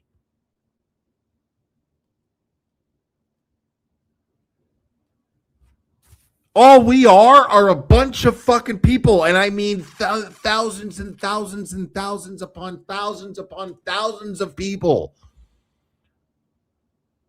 who found each other because we were seeking validation, because we were afraid that we were crazy, because what was happening in Canton, Massachusetts is fucking insane. What's happening there is so dirty, so ugly, so nasty, that it made all of us, Mazza, what's up, homie? Including Mazza, made all of us go, wait a second, what? No, hold on a second. Let me see what this person has to say about it. And then it just turns out that everybody is essentially saying the same fucking thing. This is what I'm seeing. Am I crazy or am I fucking seeing this? This is what we've been doing for the last 2.5 years.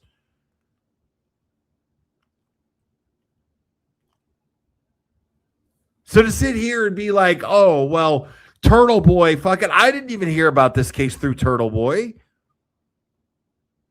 According to Melanie Little's poll, most people didn't.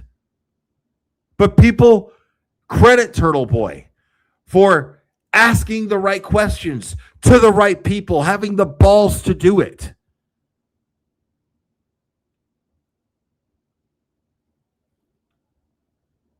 Turtle Boy isn't credited so much for uncovering it and going, oh my God. Turtle Boy is credited, at least by me, credited for seeing a problem and then going, why isn't anybody fucking out? Fuck it, I'll do it. That's what I credit Turtle Boy for. And I think that's what Melanie Little's audience the other day was doing the same thing. That's why he has the following that he has. Because he's asking the same questions all of us are asking. The difference is he was asking directly to the people. He was asking the people who are responsible, the people that you need to be asking questions to. He was showing up at lacrosse games asking questions. He was showing up at pizza shops asking questions. He was showing up at court houses, following people to their cars, cops to their cars, asking questions.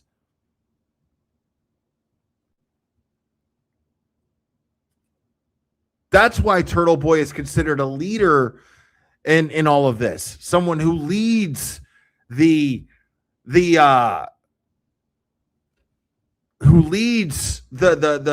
quest for justice here by the public.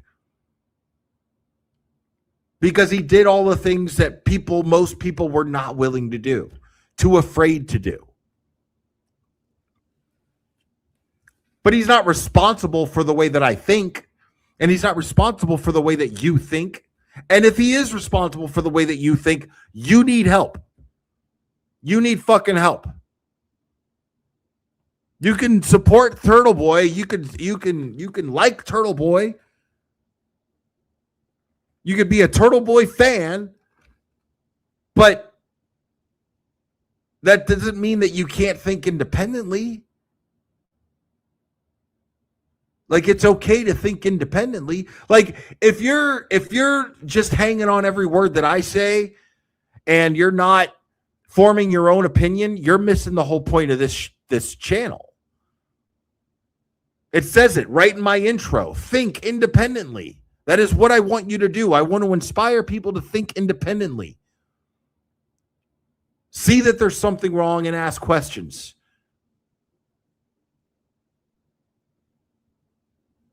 That's all Turtle Boy did. He just took it to another level. Because it's like, okay, well, we can all sit around here and go, I got questions. It's a whole other thing to go, I got questions. And you know what? Let me go ask this motherfucker.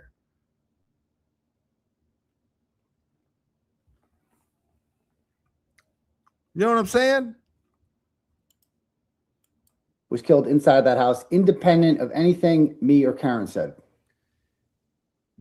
I think what they're gonna question is, or what they're alleging, it seems, is that there was defamation and you declared these things, and it was all at the behest of Karen Reed, that she was somehow a mastermind who was telling you what to do. Something tells me, Turtle Boy, that you're a guy that nobody tells what to do, not Karen, not anyone. I think Karen Reed would be the first one to tell you that. Yeah, and right. And vice versa. You know, thus we have two similar personalities like that. Thus the butting of heads, I guess. But yeah, certainly you're not going to tell me what to do, and she's not going to tell me what to do. The fact is that her 94-page affidavit filed by Alan Jackson on April 12th, 2023, that was not sent to me by her. That was sent to me by other people who were like, check this out. This is an interesting story. And I read it, and everything that Alan Jackson alleged in there came with an exhibit like that backed up his assertions. Like, for instance, he claimed that, you know, John's phone said Turtle Boy got a hold of Karen Reed through Natalie. That's it. And Natalie tried to fucking act like it was some sort of currency. Apple Health data showed him going up and down 3 flights of stairs. And then they include a screenshot of that in the, as an exhibit in the affidavit. So certain, like, that is a reasonable conclusion for someone to reach that John is in the house if his phone is going up and down 3 flights of stairs. That's not defamation. That's just what happened. And how come they can allege in their filings that Karen Reed did? They literally, they defame her repeatedly. And why was Richard Pryor the stunt double for Eddie Murphy in that scene? That's what I want to know, Mazza. Why was Richard Pryor the stunt double for Eddie Murphy in that scene? Why? Erica Walsh, what's up? It's good to see you, homie. In this, they say that she killed John O'Keefe. 2 juries determined that didn't happen, that John O'Keefe wasn't hit by a car. Yeah. And that a car. Talk about defamation. I mean, Jesus, the whole thing is built on reverse. Why is it legally okay to say she did it, but not legally okay to say they did it? That'll be answered. So right now, you guys are together on this trial. What's interesting is that there was a little bit, go back months ago, there was a little break in your relationship, a little riff in your relationship. You and Karen had right? Because there was, I guess, are we supporting each other? I fought for you. Are you showing up for me? But now look at this picture. It seems that you're back together. So this is.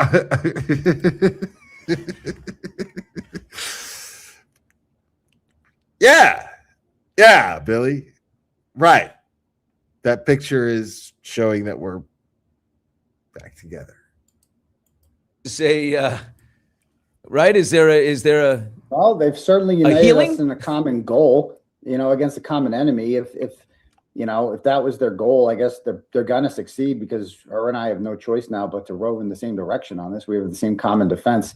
This is big picture stuff. This is what actually matters. All the stuff that's happened since the trial, any division or personal differences between her and I don't really matter. What matters is the fact that we're both being sued by these people. Oh my God, Robin G just gifted 5 memberships. Thank you so much. Amazing. Thank you. Oh my God.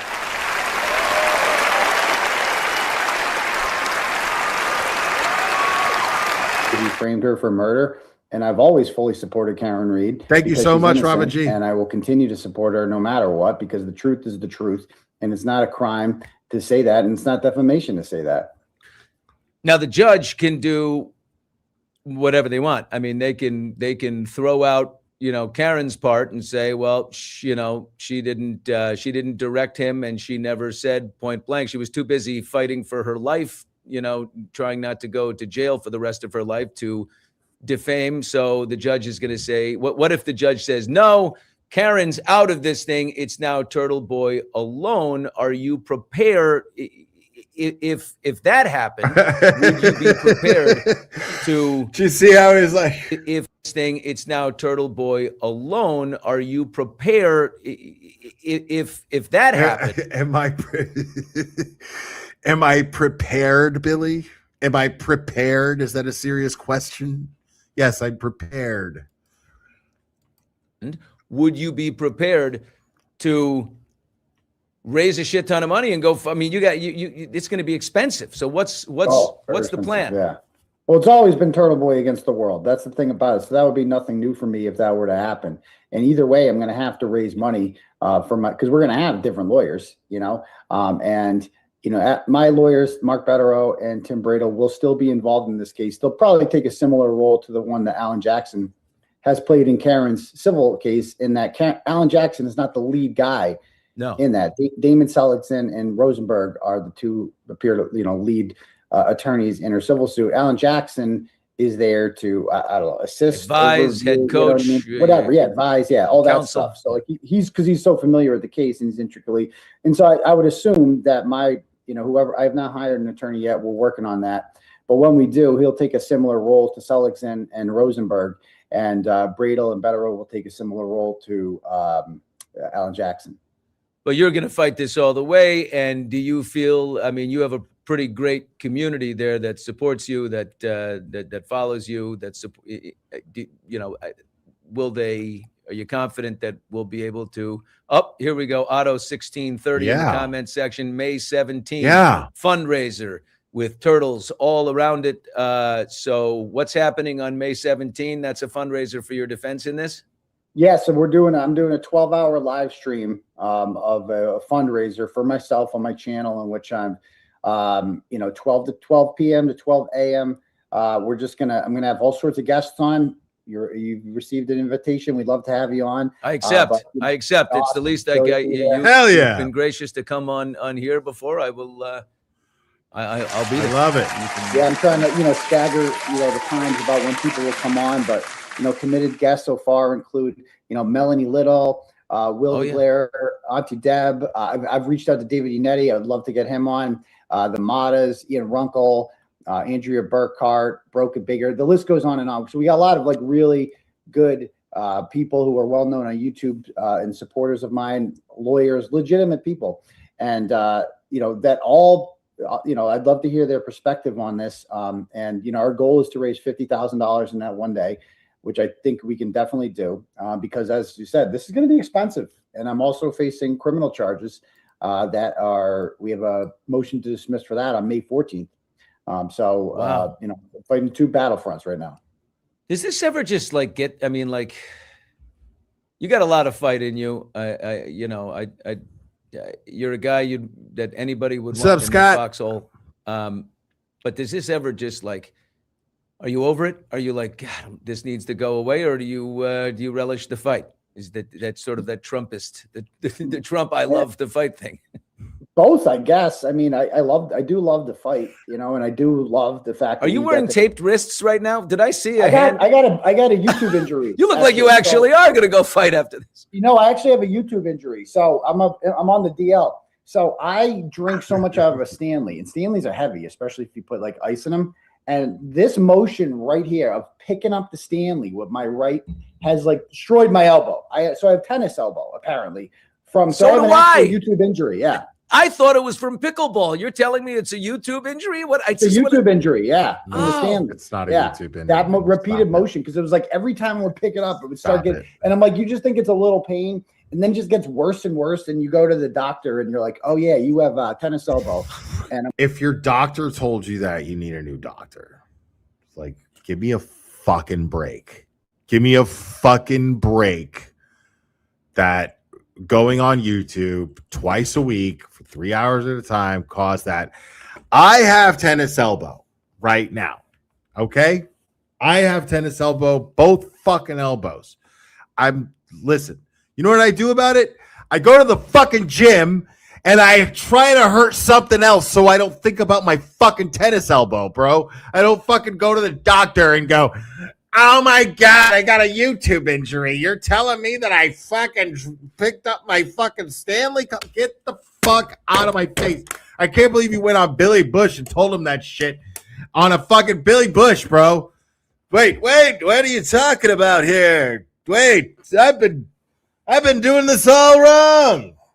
Turtle Boy, you're telling me right now that all I gotta do to not have tennis elbow, I can keep playing pickleball and I can keep doing sports, but I gotta stop drinking coffee when I do live streams? You're out of your mind. You're out of your oh no, dude. Fucking YouTube it. Get the fuck out of my face. It's a YouTube injury. Get the fuck out of my face with that. I am publicly saying that Aiden Carney is full of shit when it comes to his elbow injury. There's no fucking way. You gotta no. And I don't think he's lying. I just don't think, because I can't figure out how I hurt myself. I just assume he goes to the gym too. Like, how is that not the first fucking thing? I did something when I was at the gym. I don't know what it is. I got to figure out. I got to change the way that I'm fucking lifting something, because you know what I'm saying? Like, there's no fucking way. No way. Oh, you realize that shit? I was afraid to tell people how I hurt my knee because of how fucking stupid it sounded.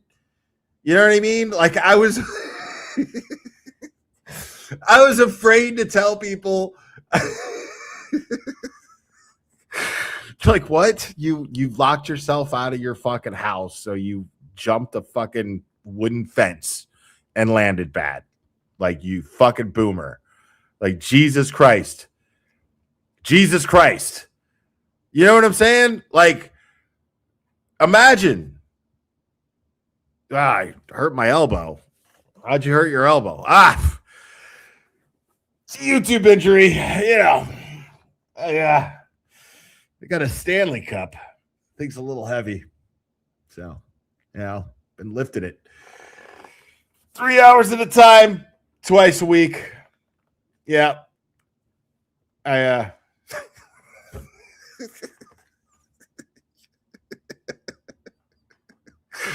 I love you, dude, but no, you didn't get your fucking elbow injury from your fucking Stanley Cup, dude. Like, it didn't happen. I'm like, she asked what I did with it, and I'm like, I do this motion a lot. And I'm like, that definitely did it. Stop YouTube it. injury. That's unbelievable. I actually have. It is unbelievable. Do I have? It's absolutely I've got unbelievable, tennis Billy. elbow, which is the outside, golfer's elbow, which is the inside. And then 2 days ago, I'm just working, and I get up, and I'm like, oh, that feels weird. And I swear to God, I can't raise my arm right now. My whole right arm is defunct. And it was You're right. simply You're right. from my You're the laptop, doctor. like my computer. I'm getting a laptop cortisone shot today at 12 o'clock because I've got a golf match, like a tournament match. that I have to. I'm too competitive to fold. I'm not walking away. So I got a cortisone shot at noon, and I'm teeing off at 1:15 in an elimination match. I mean, I hope it works by that time. You know? Do I need to get a fucking cortisone shot to do my fucking live streams now? Is that what I got to do? Do I need to just not drink anything? Don't let anyone tell you that YouTube it ain't easy. This is this is dangerous stuff. Yes, it is. Turtle Boy is with us. He is co-defendant easy. in this, this defamation suit filed by Brian Albert and Jen McCabe. It is obscenely easy. What are you talking about? And Colin Albert and Brian Higgins, and it's in Barnstable, right? Barnstable Superior Court. And nothing's happened yet, right? There's no hearing that's been set. There's nothing. It's just that they made their press release and announced that they were coming. It can be. That's it. I got served officially yesterday. Oh. It's not official till you get served. So, it came to my house. Constable gave me the paperwork. So now the clock is What does started. a constable look like in 2026? It's a name that it's just a guy, Did he have buckles on his shoes? And was it rolled up in a scroll when he handed it to you? No, he just looked like a civilian. Just knocking on the door, gives me a piece of folder there and hands it to me. And I open it up, and I've seen this lawsuit already, and it let me know that I had, I think, 30 days to respond to this in writing, and I have to answer each of the interrogatories and a yes or no. That's how it starts. You have to either, admit it or deny it, each of the claims. So it's like 115 or 16. I forget how many claims that they have on here. And so so they're giving us time, and then we'll write it. I don't know when the first hearing date on this would be or what our legal strategy would be going forward. But, Barnstable's nice. It's Oh my summer in the God. Cape. Could be worse. All right, let's whip around here. Wawa says in the I comment couldn't stay section, quiet let's about go it whip anymore, around bro. here for I your pals can't. and I'm Turtle not Boy just going to and sit Turtle here Boy's, and be supporters. like, Here we oh, it's a go. YouTube injury. Aiden Okay. is No. so calm. I'm not Good doing for that. Good for him, says Karen. These lawsuits a waste of time. If anyone has a question, by the way, for Turtle Boy, please Don't fuck up your other elbow, bro. and we'll get to that. Jesus Steve, you Christ, keep be an eye on careful. those.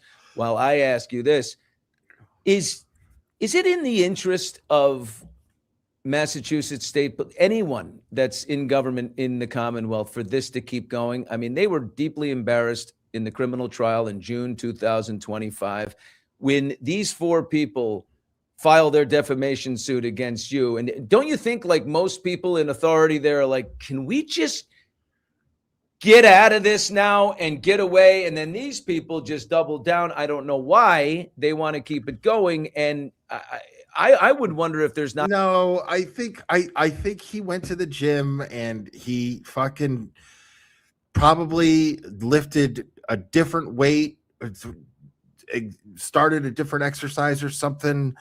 I don't know. Like, I thought that I did start adding certain things. I have access to a much bigger gym, which there's a lot more equipment. So I don't know exactly what I'm doing differently, but since I joined this gym, my elbow has been fucked. But it's like, I just don't think about it. Like, what am I going to do? Not go to the gym? No, I'm going to the fucking gym, dude. Like, that's no way.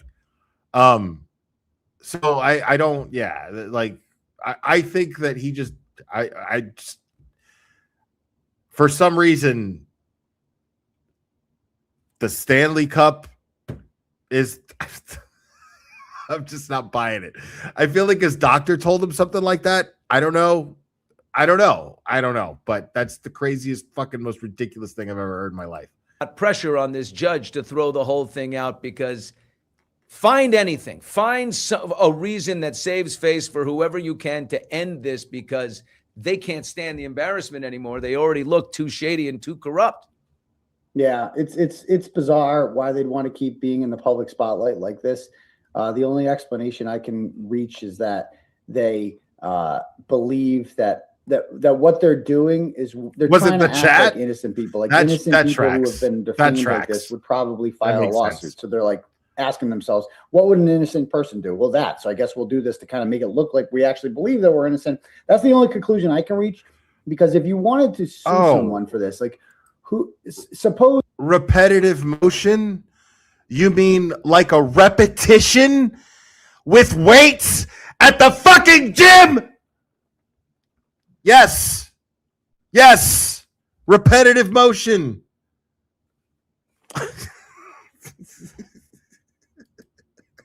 there was a world in which they actually were innocent, right? In which they didn't do anything to John, right? Waking like cramp. Well, who's the real cause for 4 months? The belief that Thank you, Annie. This? That would be the police. That would be the state police and the Canton police. Like if they had done a proper investigation into, and searched the house and there was no blood inside and they could have been cleared as suspects and they could prove that Colin wasn't there at that time. If they did also an actual investigation into this and it cleared these people and exonerated them, then there would be no speculation as to who did this. If they didn't plant taillight, they planted taillight. Oh my God. Who wouldn't on Brian Albert's property? So like if I were the McAlberts and I were completely innocent, I would be suing the police, right, for screwing this thing up and putting me in this position where all these people think that I did it. Instead, they're going after the two people who pointed out their odd behavior and their lies and all these things that added up, 227 Google searches, all this stuff that made it look like they were hiding something and that they possibly covered up the murder of John O'Keefe. Yeah. Why did they wait 3 years to file, says Robin in the comments section? It's a great question. There's a 3-year statute of limitations for defamation in Massachusetts. So I wrote my first article or made my first post about this on April 17th, 2023. I published it the next day on the 18th, and I got this lawsuit was filed on April 16th of 2026. So they had one more day to file this lawsuit, basically, if they wanted to include my initial writings about this. So, but the question is, why didn't they do it before? Like, why weren't they doing this when it happened? I've noticed that too. Like, why wait till the fucking very last minute before the statute of limitations is over? Until the statute of limitations is up. That's really weird to me. I like it comes off like we don't really have a case, but we better fucking do something before it's too late and we can't. And that's kind of how that lawsuit reads. You know what I mean? Right. So it's obviously there was a painstaking decision. They mulled over it, and then at the very end, it certainly wasn't a unanimous thing. It doesn't seem very cocksure. Is that a right use of the word? I hope so. But I'll tell you one thing: this is the appropriate venue. If you feel like you have been smeared or wronged or lied about, this is the appropriate venue to do it. Is in civil court, not criminal court. Like that's the problem with my witness intimidation charges. Is they are like a substitute for a defamation. Like, okay, you guys feel like I've lied about you, that I've wronged about you, that I've smeared you. So then sue me. Don't arrest me for witness intimidation. Sue me and then we can deal with it in civil court. But no, they use the mechanisms of the state because the state is free. They don't have to pay the Norfolk District Attorney's Office to charge me, but they do have to pay their lawyers. And that's another question: is who's financing this? Right. This is very expensive. They have 5 lawyers, including Christopher Mattei. They got, I'm told, is a bigwig down in Connecticut because he sued Alex Jones. Like that was hard. Who's funding this endeavor? But who's paying these guys? Like, where are they coming up with this money? There's no way they're paying this themselves. It's going to be expensive too. Yeah. I still think I think it's either part or the whole thing will probably be thrown out. I don't think Massachusetts wants any further embarrassment. Here's Nicole. She says, hey, Bill, it's a super chat, baby. Hey, Billy and Dr. T, just had to say, after going through everything you wrote the past 4 years on Melanie's show the past few days, you are a master class. There's zero doubt because of you. There's a little love. I want to know.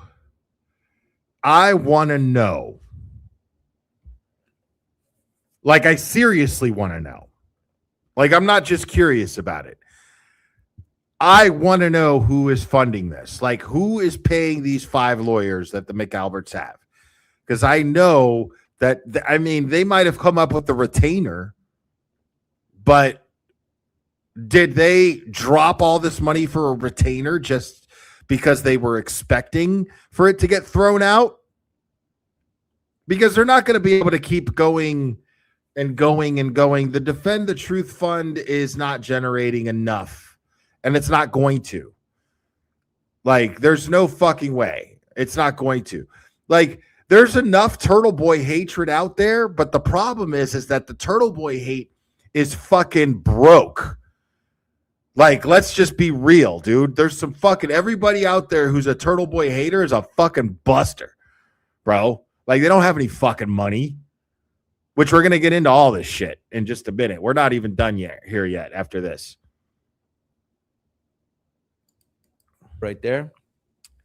Yeah, Melanie's done a great job breaking this down and actually going through the footnotes and the links that they include in there. And they include a lot of my articles. And when you actually click on the articles and read them, you can see how well researched my journalism is and exactly how I came to this conclusion. So if they want to enter that into evidence, knock yourself out. There's a question before that said, who are you looking most forward to deposing? Oh, great question.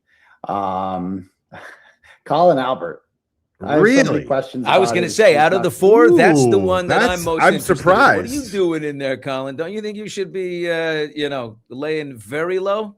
Well, it's just his story about the knuckles and how they got that way by falling on. I have so many questions about that, right? But it's not necessarily just limited to the 4 defendants. I have tons of questions for all of them, obviously. And I assume they're all going to lie about everything that they say. That's amazing. Yeah, Colin Albert, the nephew, who's, by the way, had his own, history of problems in the state. If I'm not, I don't want to say anything wrong here, but he had a DUI thing that. No, that's Chris. Oh, Chris. Okay, I'll take that back, Colin. But Colin's the younger guy. Some of his buddies, he's a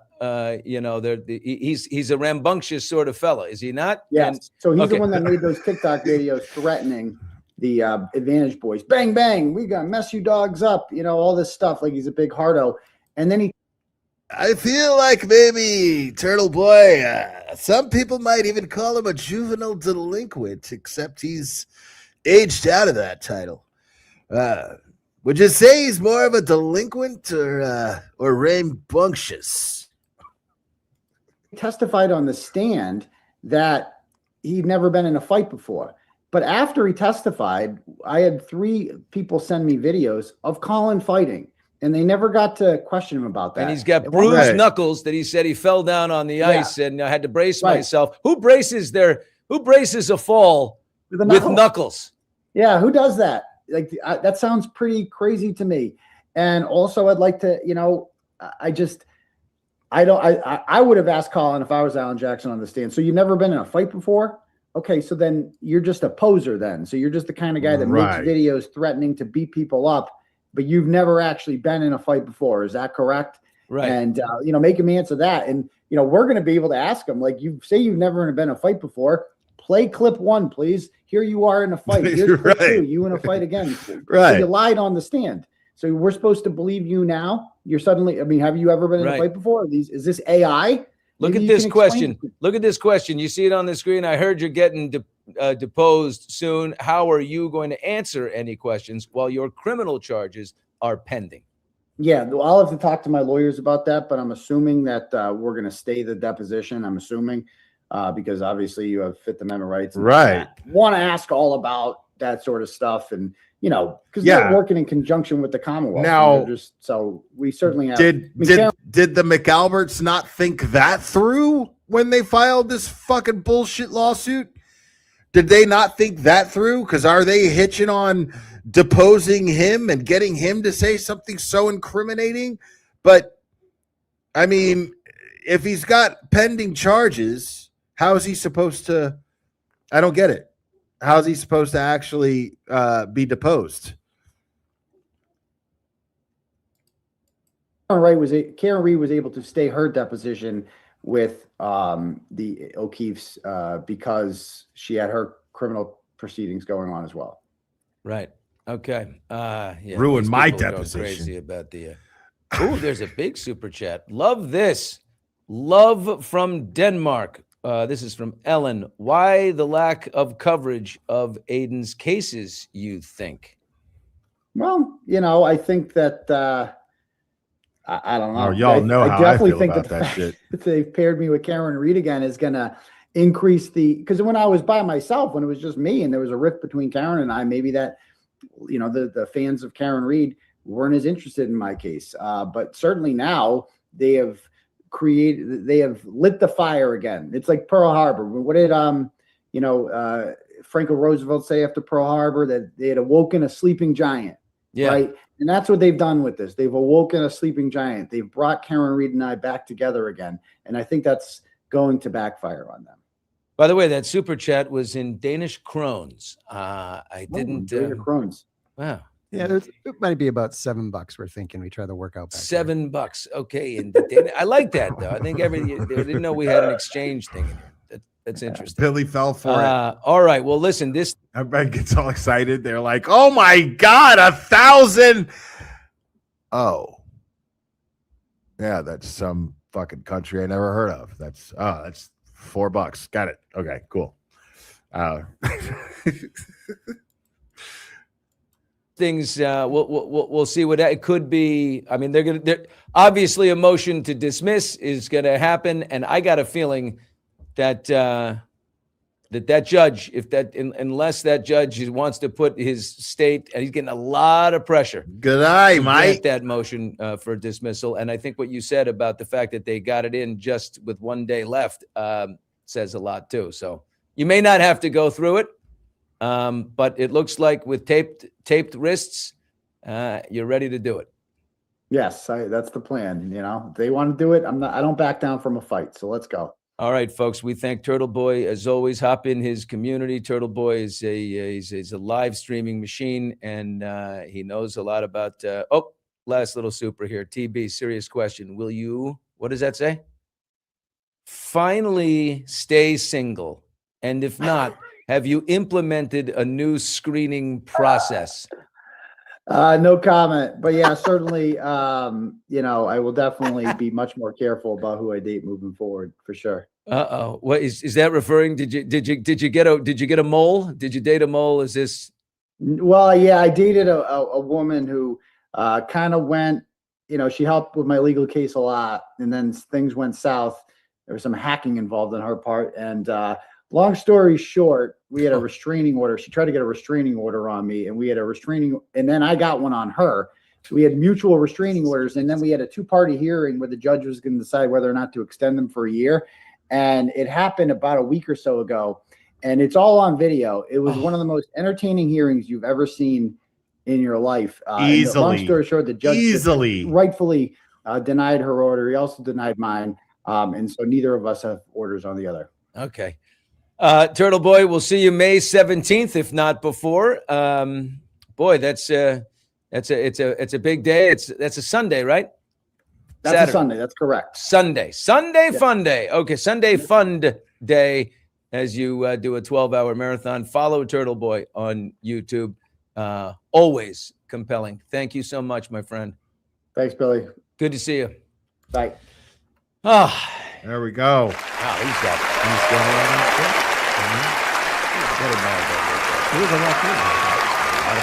got a lot of fight in him.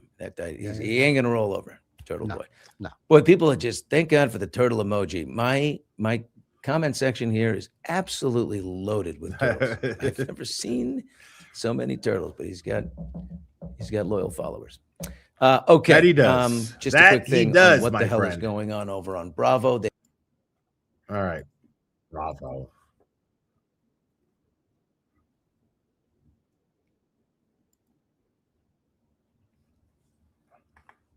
All right. So we're gonna move over to because dude, I am just blown away. Hold on. I was gonna go over TBDS stuff. But Ken Melo was apparently charged with a crime. Holy shit.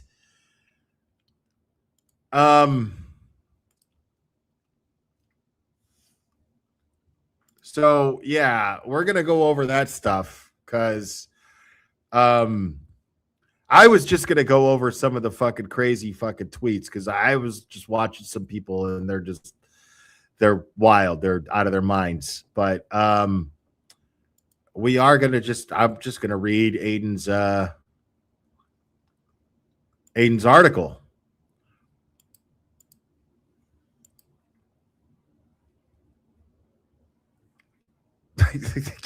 I can't fucking believe this. I mean, I can't. This is fucking wild, bro.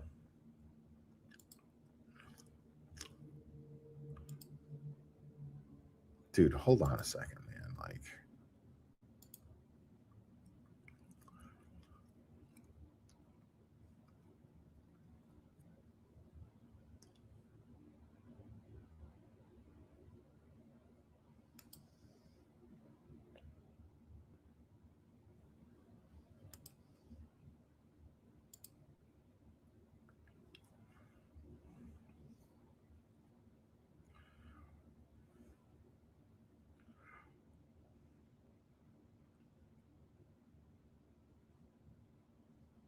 okay.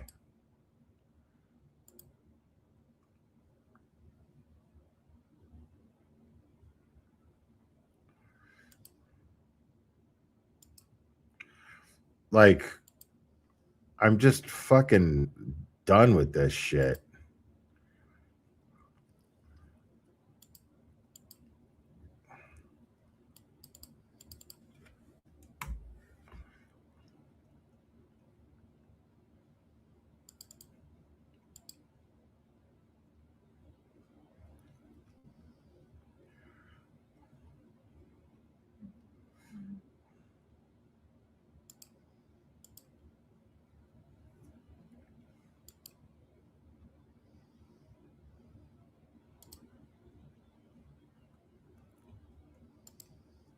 Oh.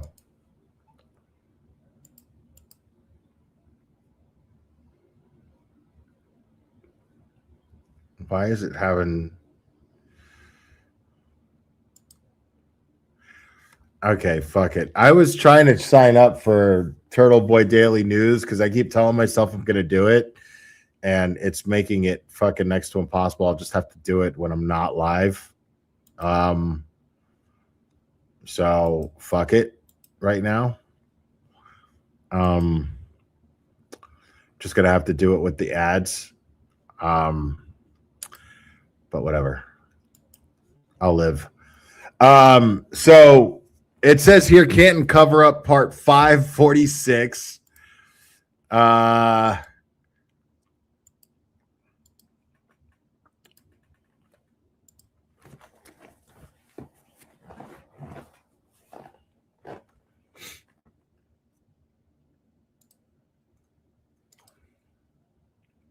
You minimize that.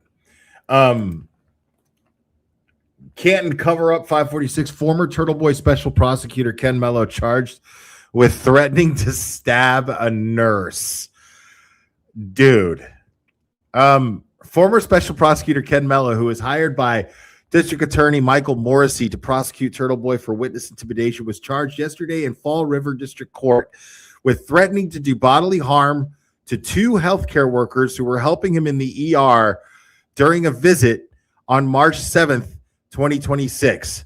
A criminal complaint application was filed by Special State Police Officer Gilbert Lima on March 7th, and a clerk found probable cause to charge him on April 22nd. Holy shit.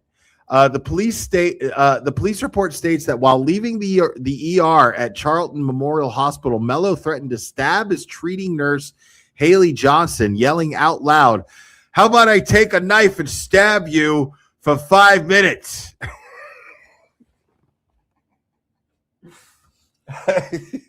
Hold on, dude. My man said, "How about I take a knife and stab you for 5 minutes?" because he was unhappy with the medical treatment he received. According to another nurse named Amanda Case, Melo yelled that he should not be crossed because he is a lawyer and that Johnson should be nothing more than a technician because he wouldn't put her on a stretcher and bring him to his vehicle and simply offered him a pillow to his wheelchair instead.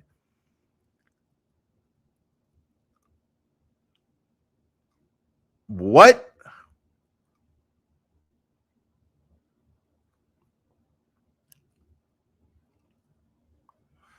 Named Amanda Case, Melo yelled that he should not be crossed because he's a lawyer and that Johnson should be nothing more than a technician because he would not put who on a stretcher.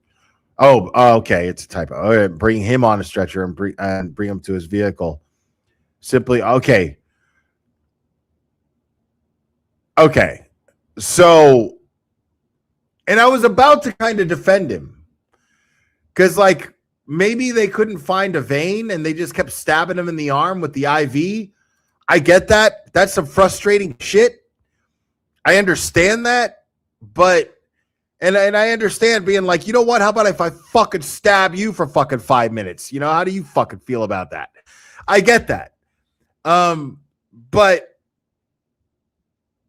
who the fuck is you, dude, that you need a fucking stretcher to fucking go out to your car? Like they're gonna take you out to your they're gonna wheel you out to your car, bro. Like you're clear to drive home, fine, and they're gonna wheel you out to your car. Okay. And you want to, that's not good enough. You need to be laying down. You need to be laying down. You need a nap as you're being wheeled out to your car. Got it. Okay. So here's the report. On March 11th, 2026, I Special State Police Officer Gilbert Lima was made aware that an unidentified party had threatened to stab unidentified staff in the emergency department of March 7th, 2026 at approximately 11:30. I can already tell you this is going to get thrown out or dropped. I then proceeded to the emergency department and spoke to the charge nurse, Amanda Case, who was working during the incident. She stated that the patient, Kenneth Melo, date of birth November 15th, 1956, had disrupted the emergency room, loudly objecting to his treatment and yelling that he should not be crossed because he was a lawyer. In fact, I have personal knowledge that Mr. Melo is indeed a lawyer. Case directed me to his treating nurses, Haley Haley Johnson, to which he had directed the bulk of his this is very small print.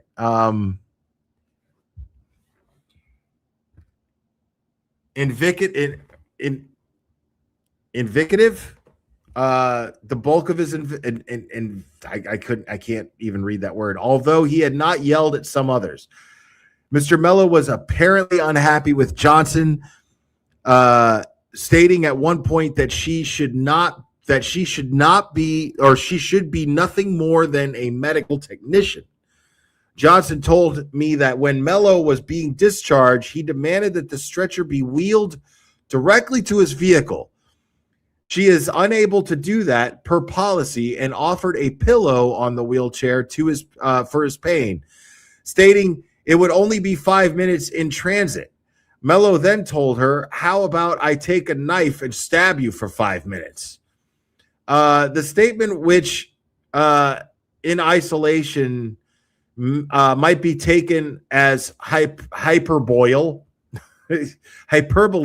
has been read in the context, has to be read in the context of the entire incident and the animus previously expressed. A sole complaint for the following is requested. Threats to do bodily harm.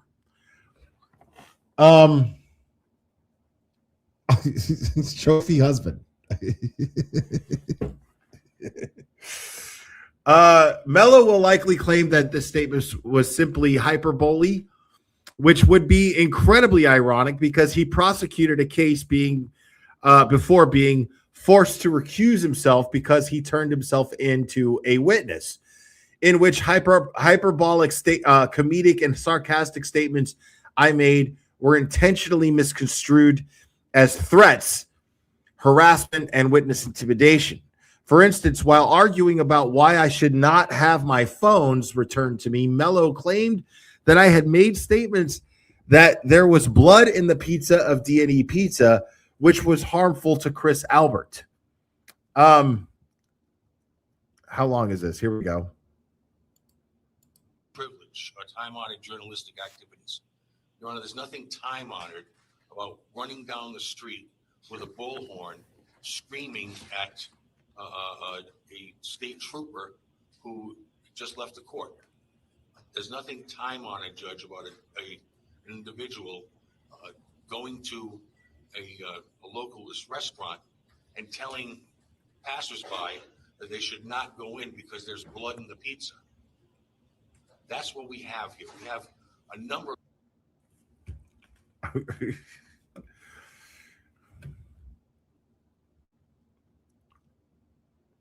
I'm guessing you're one of the people that said it was from his Stanley Cup in his chat, is what I'm guessing.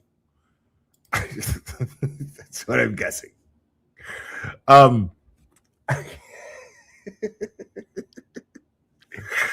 So,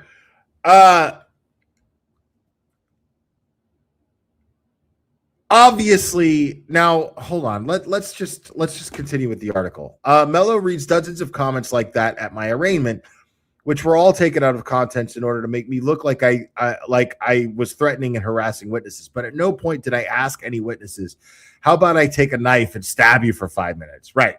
Just a reminder that this was the man the DA decided to pay more than $100,000 to prosecute me before getting himself removed, despite the fact that he has a long and documented history of court judgments against him and unpaid child support. I mean, yeah, it's all there. All of this stuff is right there. Melo's primary source of evidence against me was convicted criminal Kate Peter, who still has open charges against her in Norfolk County.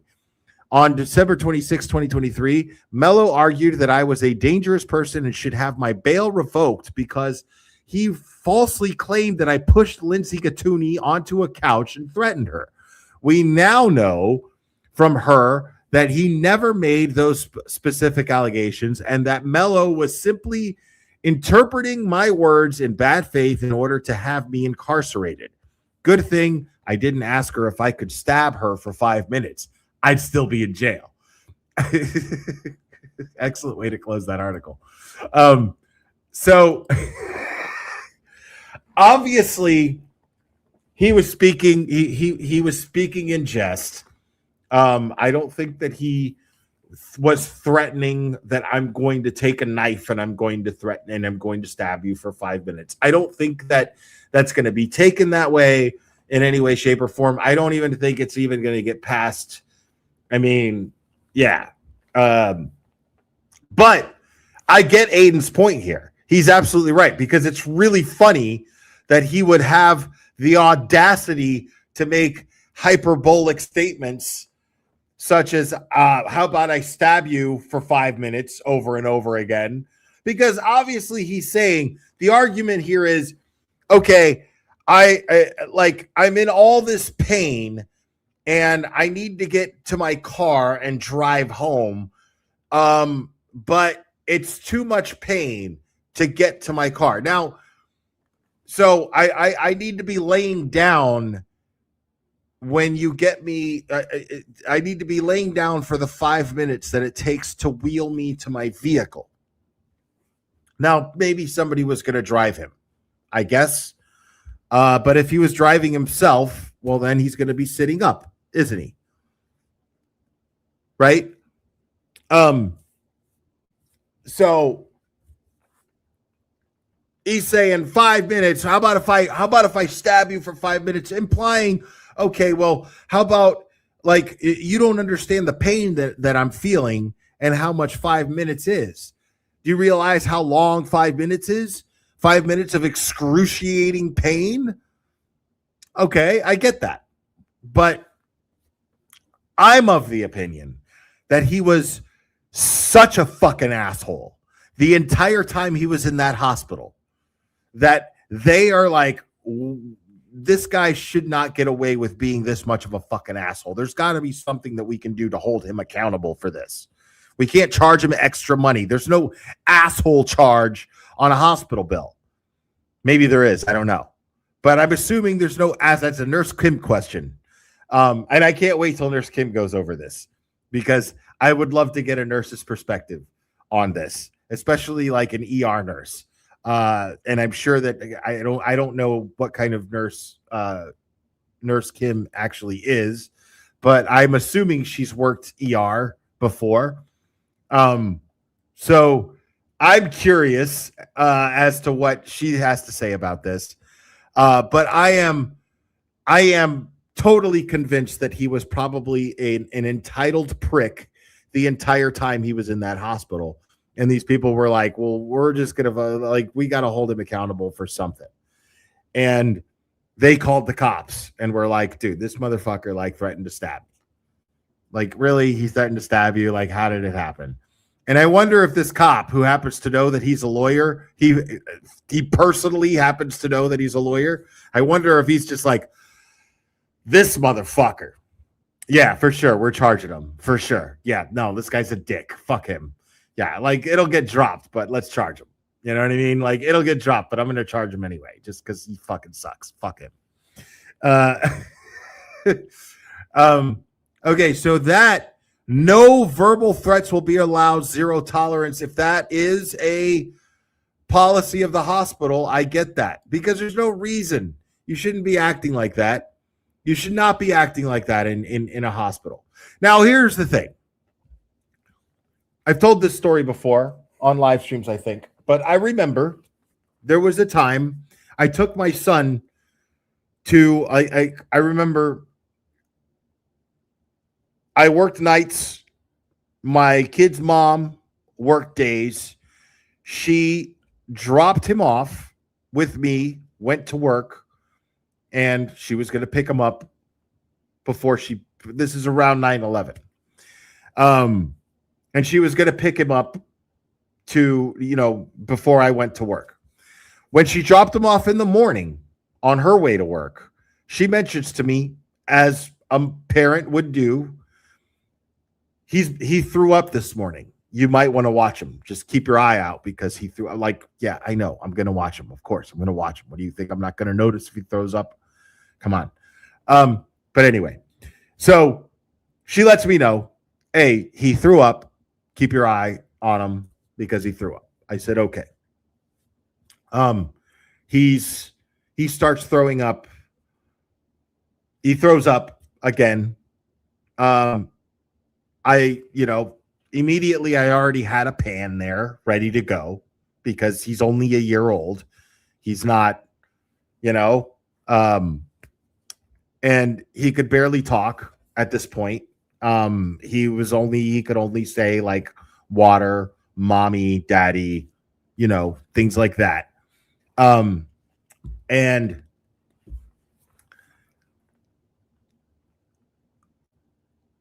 he throws up and I give him some Pedialyte, whatever. He throws that right back up. I give him some more. He throws that right back up. And he's looking at me. He's dry heaving. It's to a point where I'm giving him liquids so that he doesn't dehydrate and he has something to throw up because he can't stop throwing up. So I'm freaking out, of course. I'm a new dad, and I've never dealt with that before. And I was like, oh my God, okay, well, I'm going to take him to the ER. So I take him to the ER, the nearest hospital. I'm in Hollywood, Florida, West Hollywood, Florida. There's the nearest hospital. I couldn't remember the name of the hospital, but I get there and bring him into the ER. I'm like, yeah, he's just been throwing up. I don't know what's wrong with him. but he's been throwing up. He can't keep anything down. And I'd hate for him to dehydrate, you know? Oh, he's 25 now. He's 25 now, but I bring them, I let them know, and they're like, okay, well, we don't have a pediatrician on call. So I'm like, wait a minute, this is an ER and you don't have a pediatrician on call? I'm like, what? And they're like, well, we're going to get a doctor here, you know, and then the doctor, of course, is like, well, I know a pediatrician that I can call. And I'm like, great. You know, because this is an emergency room. I didn't know that there was an age restriction for medical emergencies. I didn't realize that you had to be yay high to get treatment for a medical emergency. Excuse me, especially one who can't communicate verbally what's wrong with them. Thank you. Awesome. Appreciate your help. So I'm already annoyed. And the nurse, of course, is going to give him an IV so that he doesn't dehydrate. She can't find his vein. My son, I'm helping hold him down. So in my son's perception of this situation is that I'm torturing him, that I am. And I've teamed up with these strangers. I took him to this strange place, and I teamed up with all of these strangers to torture him because this woman keeps sticking a needle, like a 12 gauge needle or a 10 gauge needle in his arm, and keeps missing his vein. And he's screaming, but he's looking at me with confusion. He's looking at me as if to say, Dad, why are you doing this to me? Why are you doing this to me? And I see this, I notice it, I'm trying to comfort him. I know, Papa, I know, I'm sorry. And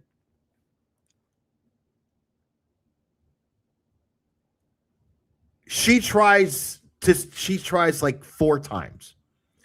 And I tell her, I say, ma'am, it's not personal. But what I'm going to tell you, I'm going to tell you with all the sincerity in my heart, that if you stick that thing in my kid's arm one more time and miss his vein, it's going in your eye. And I couldn't have been more serious because I was tortured by what was happening to my kid. And because I was like, can you just get somebody else who knows? Of course I did all this. Of course, you're saying get another nurse. Of course. I was like, is there somebody else who can do this? Blah, blah, blah. And I said, ma'am, calm down. I said, calm down. Because she starts freaking out. And I was like, listen to me. This is the best motivation I can give you. If you put that thing in my kid's arm one more time and you miss his vein, it's going in your eye.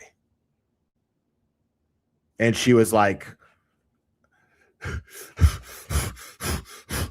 then she did it. It went in. She got the vein that time. It worked. Now, could I have been arrested? Probably. But I think that woman understood where I was coming from as a parent, probably had kids herself, probably felt horrible, and probably just needed the motivation. Because I just wasn't having that anymore. I not only did I have to sit there and watch it and listen to my son scream, I had to hold him still while she did it. And it made me very angry. So it elicited a physical threat. It elicited a threat of physical harm from me. Now, could I have thought of something more just as effective that was less threatening? Probably, but not at 26 years old. You know, I, you know what I mean? But I was serious, and she got the vein that time. But I understand, like, I understand being in pain or whatever, but I don't understand someone who was born in the year 1956 to think that it's okay to threaten people and to argue with the point. Like, dude, you're a grown man. If they say, I'm sorry, sir, it's not policy. It's not policy it's against policy to wheel you in a stretcher to your vehicle. The stretchers are reserved for people coming from ambulances or coming from their vehicles that need immediate medical care. So, and I don't even know if that's the case, but it sounds like that's the case to me. That's what makes the most sense. As to when I try to make sense of that policy, that's what comes up to me. I've never seen anybody carried out in a stretcher to their car during discharge. I've never seen that shit.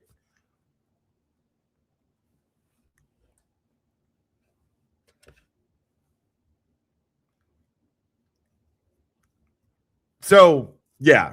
I'm guessing that the charges are probably going to be dropped. Like, yeah, he was sick. He's going to have all these excuses. I was sick. I wasn't in my right mind. I was under medication. Blah, blah, blah, blah, blah, blah, blah. This is all going to get thrown out. This is not even going to get, yeah. Yeah, this is not even, yeah, it's not even going to make it past arraignment. So, but it is fucking funny. Fucking Ken Melo, dude. Let's get into some of this other stuff here.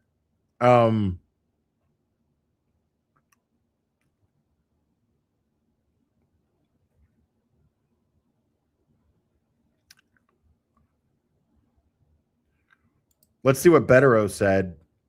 Do you think he reposted Microdot's post where Microdot says it's killing N-word day in Canton? Michael Proctor. We just learned Michael Proctor sent this text message to other troopers while working under candidate Greg Connor's DA's office.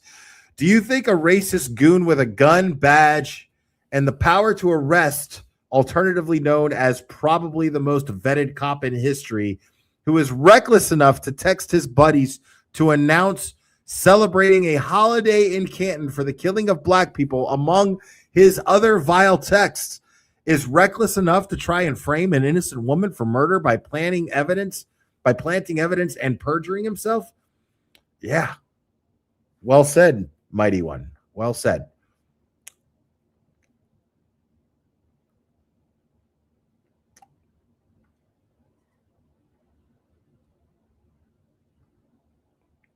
Kelsey's been very active on Twitter as well.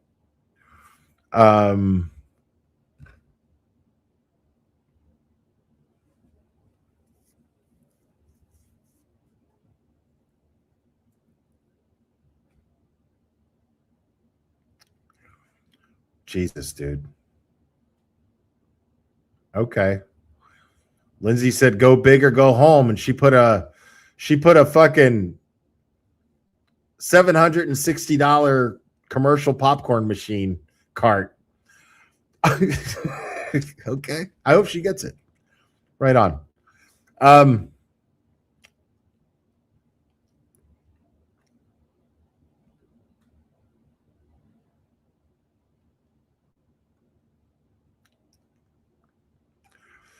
Yeah. I wanted to check out, hold on.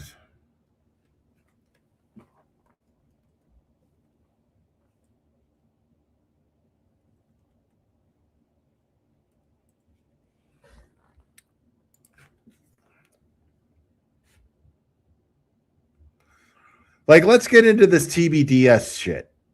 Now, my GF, Julie Carpenter, good time, Julie, Big Red. Wait, did you send a super chat, buddy? Did I miss your super? I did miss your. I'm so sorry, Bob. Will, idea. Do a Billy Bush interviewing Crawford imitation. Do both of that. maybe one day, buddy. Maybe one day, Bob. Thanks, man. Appreciate you. So Julie Carpenter, my GF, posted this morning. Aiden Carney claimed part of his defense, and I bet it really bothered them. Like I bet it really lit their fucking fuses that he was on with Billy Bush today. Because I wonder how many of these women love Billy Bush. This morning, Aiden Carney claimed part of his defense in the defamation suit would be submitting thousands of affidavits from people who came to the conclusion the witnesses murdered John O'Keefe on their own, who were not influenced by him.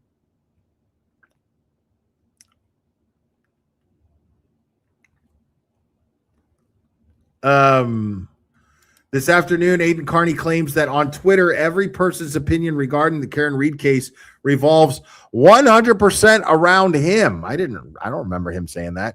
Do you think he realizes he will likely answer hundreds of questions under oath regarding this tweet and others until he turns himself into a human pretzel and passes out? And then it says here, there's a post from Aiden. It says, there are three types of people on this platform with opinions about Karen Reed, about the Karen Reed case. One, people who hate Turtle Boy, want me in jail, are suffering from TBDS, and think Karen Reed is guilty. That's one. Two, people who like Turtle Boy and think Karen Reed is innocent. Three, people who began hating Turtle Boy as a result of Recording Gate and or 5150 Gate, want me in jail, are suffering from TBDS, but think Karen Reed is innocent. Yeah, I'd say that's pretty accurate. I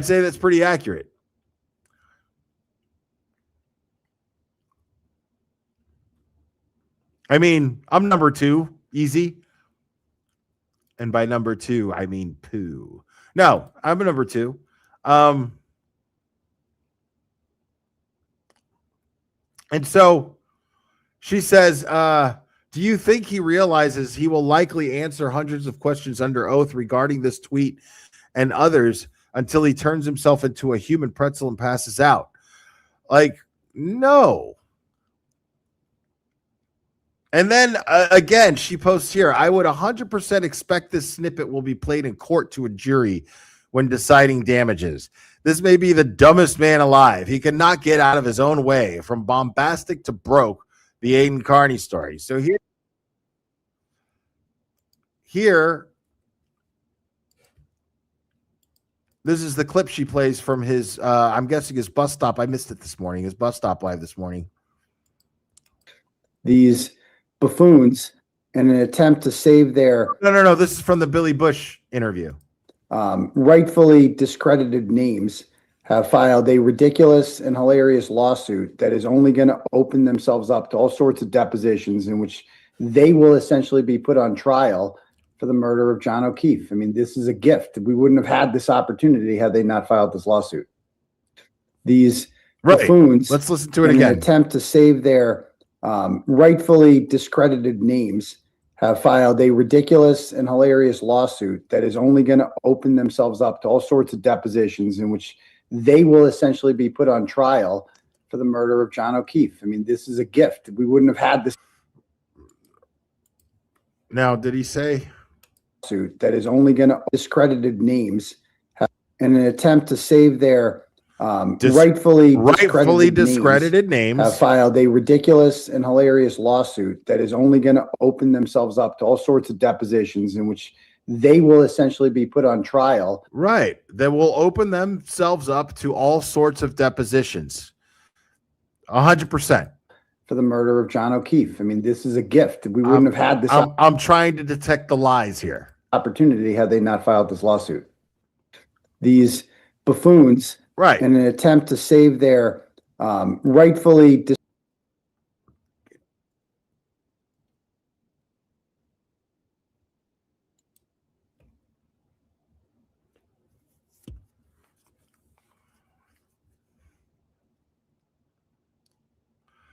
I mean, it's fascinating, dude.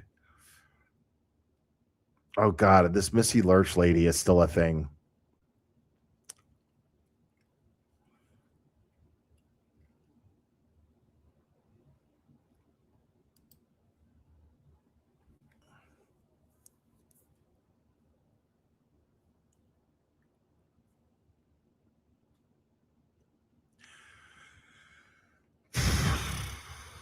I love this. So Mama Llama posts, for 3 years, I have feared that Karen Reed, Aiden Carney, the Roccos, and their unhinged mob would harass and target the witnesses online until someone broke.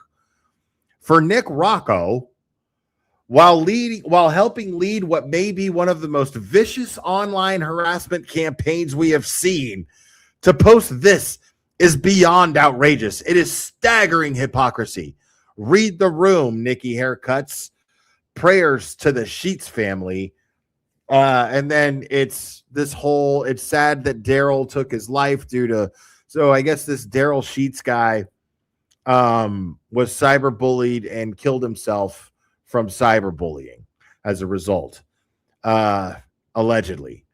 There are posts from him saying if anything happens to him, it's because of Jim Thacker. Hopefully the cops look into him for his constant harassment. Now, it's so that obviously Mama Llama here, these people are just trying to spin a narrative, and they're just grabbing anything they can that helps with their narrative, because you can't sit here and compare that. We don't know what was said. Now, does online harassment happen from free Karen Reed people? For sure. Nobody that I fucking claim. Online harassment. Now, it depends on what you think is online harassment. Do I think that talking about somebody online is harassment? But constantly doxing people, sitting there and putting their personal information on a constant basis out there, calling them, I don't know, child abusers and woman beaters on a constant basis. So, I mean, there's that, and then there's laughing at someone because they're going,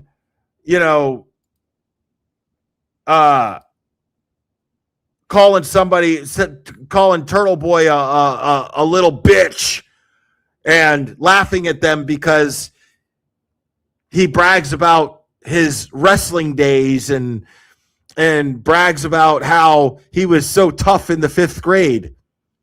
I mean, these things are funny because someone puts this shit out there for themselves to be made fun of. Because there's no fucking way that if he was self-aware, he would say these things and expect to be taken seriously. Or you just don't like what someone's saying, and you sit there and you poke at them and poke at them and poke at them until they go, oh my God, you're harassing me to a point that the harassment just isn't worth it, so I'm just going to quit.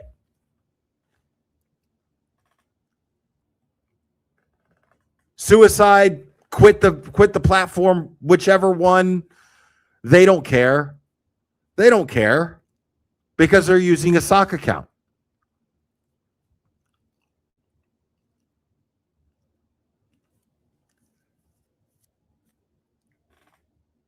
So now, although Mama Llama may not engage in any of that shit happens from these people too.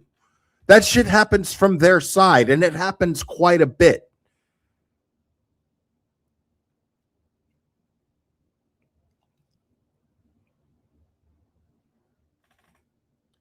I mean, so this is all just them sitting there going, oh my God, it's staggering.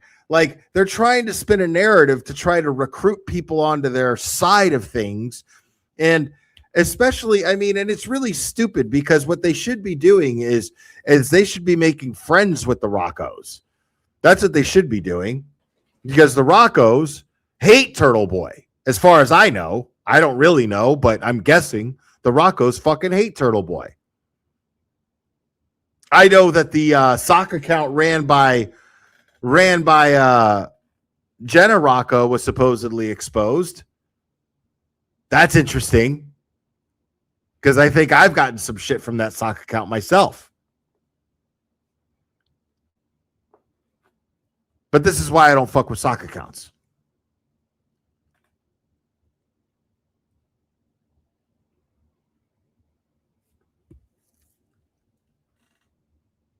I mean, I don't understand. Like, if you have an issue with someone, just fucking say it. You know what I'm saying? Like, there's no reason to sit here and like, it's really crazy to spin some sort of and try to like create a propaganda for something that just simply is easily disproven. Like, you're spinning propaganda for something that is clearly easily disproven, that has been disproven over 2 trials. And then now it's like, let's point fingers at somebody and create let's blame people for what's being said. Okay. So can I blame you for every negative thing that's being said about me by anybody who thinks that Karen Reed is guilty? Mama Llama, Julie Carpenter, can I blame you? You don't see me going out and trying to sue you, do you? You don't see me going out and trying to sue Jonathan Lee Riches, which I don't know if I will. I might change my mind on that. But you don't see me going out and doing that. The second that somebody says something negative about me or untrue that causes me bad publicity, I'm nobody. If enough people just get convinced that I'm a piece of shit, I'm done.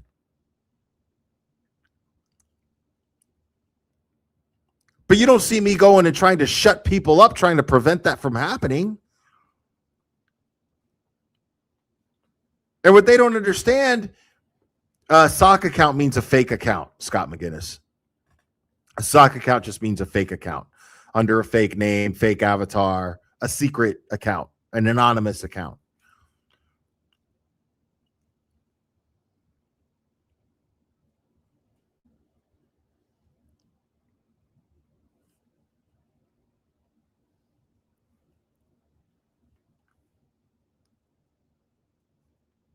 Like, I mean,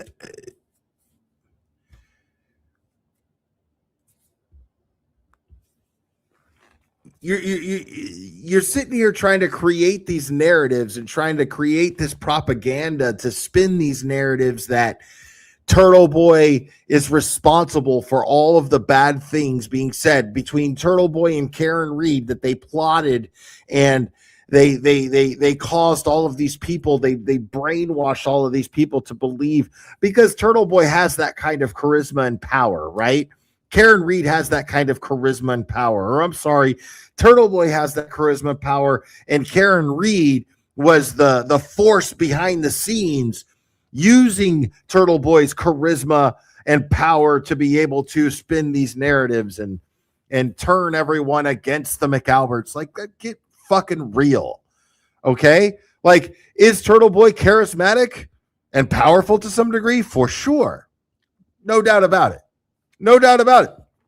He wouldn't be as successful on YouTube as he is if he wasn't charismatic. Sure. But to say that he's so charismatic as to influence people to not think for themselves when he is fighting for free speech, when he is attracting an audience who is so pro free speech, you think that he's going to influence these people to think just the way he says and does because he says and does so? It's not how it works. People follow Turtle Boy because they relate to him. People follow Melanie Little because they relate to her. They at least like what she says. Now it's not the same comparison. There's people who like Melanie Little because they relate to her, but she's mostly most of her following is because of her professional insight. But she wouldn't be able to have that. She wouldn't get nearly as many followers if she wasn't as passionate as she is, as charismatic as she is. But the passion is something that the people relate to. The passion behind Turtle Boy is something that the people relate to. The passion that I have is something that the people relate to.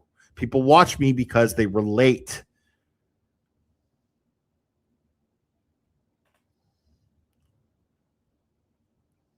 That's all. They see something in me that they see in themselves. Same with Turtle Boy, same with every other YouTube creator, same with Broken Baker, same with Erica Walsh. Every single YouTube creator, no matter how small their platform is or how large it is, people watch and follow because they're interested and there's something that strikes a chord in them.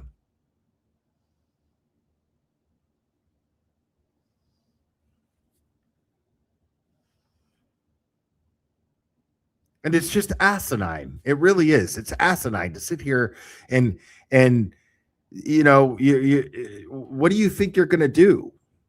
You're the ones insulting Aiden's audience. You're the ones insulting his support system. What do you think is going to happen? You're going to insult them and say that these people are incapable of thinking for themselves. You're going to insult all of us, saying that we're incapable of thinking for ourselves, that Aiden does all the thinking for us. And you think that we're going to go, oh my God, Mama Llama's right. The McAlberts are right. Oh my goodness, what? Now I hate Turtle Boy. Oh my goodness. Now that's it. I'm Team McAlbert. That's not going to happen.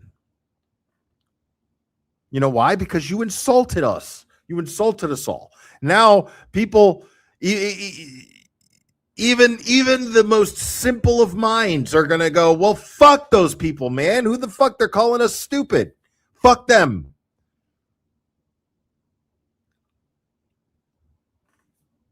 Nobody likes to be insulted. Nobody likes their intelligence insulted. You guys are going about this the wrong way. If you're looking to recruit people, you're going about this the wrong way. Insulting everyone is not going to get you support. You know what is? Nothing. You know why? Because the only other thing that would be the facts, and the facts aren't going to get you the support. The facts dictate that we should be asking why you aren't in jail. Not Mama Llama necessarily, but I mean like the McAlberts. I mean, that's where we're at. Nothing is going to help you. Nothing is going to get people to support you. Like, this is beyond Aiden Carney. It is. Is he responsible for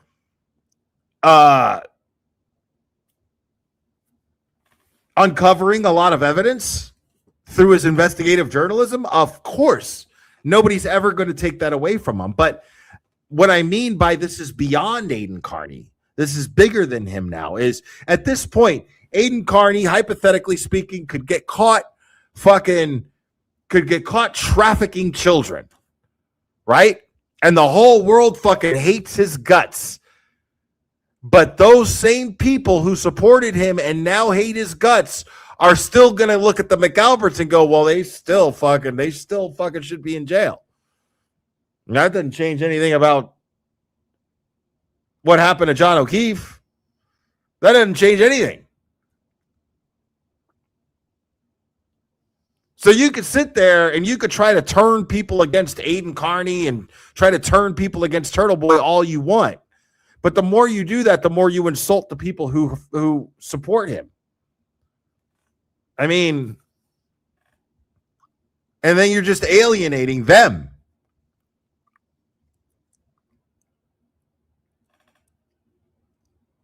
So at this point, I mean, like I said, he could be caught doing the worst fucking God knows he could be caught as a fucking serial killer. And everybody's going to be like, okay, damn, fuck Turtle Boy. He's a piece of shit. But McAlberts are still guilty of covering this shit up. And probably worse. That's what everybody's going to think.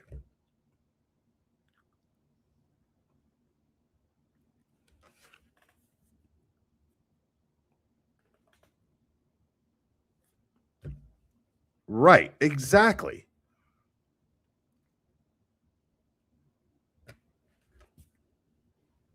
We support free speech. We support justice. That's what we do here. That's what this community does. All of us who like the same circle of creators, we're all in this for the right reasons. We're all in this for that reason.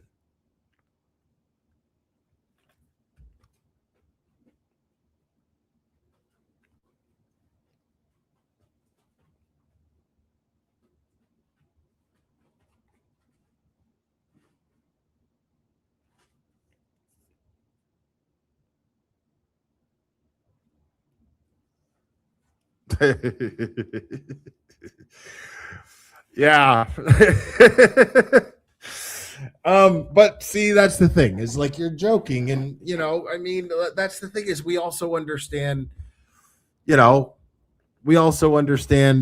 Aiden's humor at this point. I get it. If you don't get it, that's your problem. That's your fault.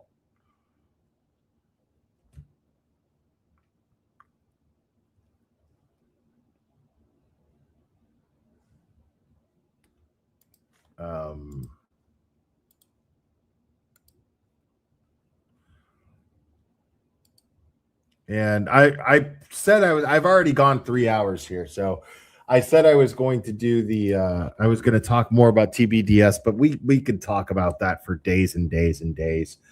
But we'll go over more of that stuff another time. But I did say I was going to open the phone lines, so I am going to do that. Let's open the phone lines. Phone lines are now open.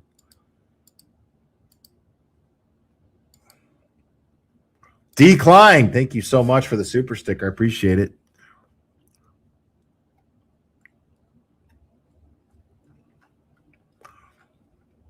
Yeah, that's very helpful. I bought a bed today. I bought a bed today.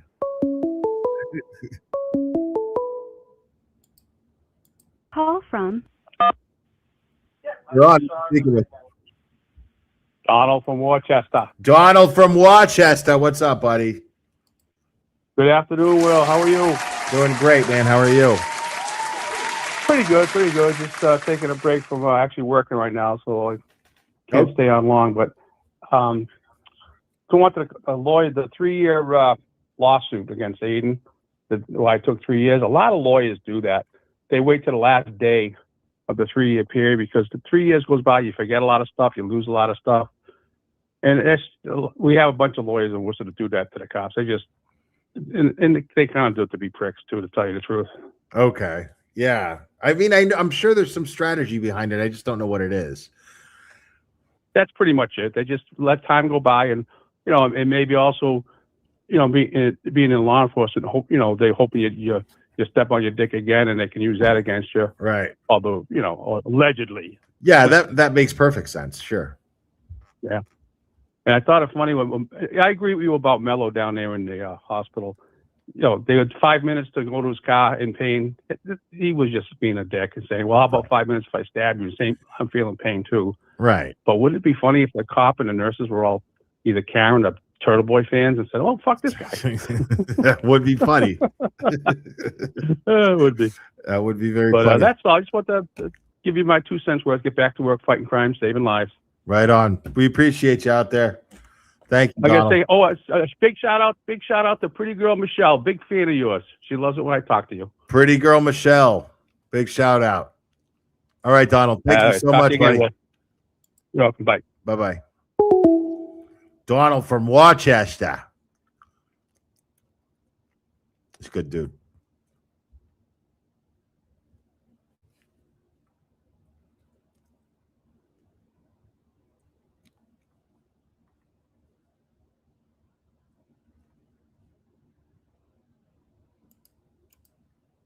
Agreed. Yeah. I'm excited for that fundraiser, man. May 17th. I think that's going to be really good. I'm sure there's going to be like I'm excited to find out like who's going to be on and everything like that. I think it's going to be a lot of fun. Nobody else wants to call in? I'll wrap this up. That's fine. Not a big deal. I still got so much to do. Yeah. Still have so much to do. But my bed's not coming until like another week. But yeah, I upgraded because they're going to take my old one out of here, which is good. But I was like, you know what? Why not? I'm going to get a new bed. Something a little softer. Clubber deserves that. Call from. You're on. Who am I speaking with? Hi, Will. It's Crazy Brazilian. How are you? Crazy Brazilian lady. What's up, crazy Brazilian lady? I'm good. No, I'm good, but I'm still in shock what I just heard in court today. Yeah. In shock how? How? Trooper Proctor saying killing N-word. That surprises you? Day? That surprises you that came from Michael Proctor. I'm sorry. Yes, it did. I mean, I agree. It's shocking that anybody would say that. It's shocking that any law enforcement, especially law enforcement, would say anything like that. But I mean, let's just be real, you know? Like, I'm not surprised that if I know that cops say that kind of shit, and I'm just not surprised that Michael Proctor is the kind of cop that says kind of shit like that. I thought we were just gonna heard about nudes, but I was not expecting that stuff. I'm sorry. Yeah, no, I mean, I knew there was like racial comments or whatever. And no, that wasn't on my bingo card, was like, you know, gross, violent, hateful shit. But I knew I wouldn't be surprised if I did hear that, but I expected just shitty, tasteless, fucking, you know, idiot humor, moronic humor from an ignorant asshole. That's what I expected. I know, but one thing, do you remember when his wife and his sister went on television? And Yeah. said, we are so proud of him. He did such a great job. Are you still proud of him now? Now imagine what he says around the house. You know what I'm saying?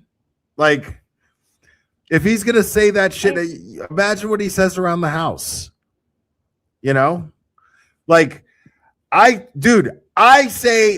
just like talking to Cherry on the phone, because Cherry is just so fucking like, she gets so easily shocked at certain shit. I will say certain things just to fucking get a shock reaction from her. Things that I don't mean in the slightest bit whatsoever, but just to get a shock reaction from her, it makes me laugh to do so. I will do that. You know what I mean?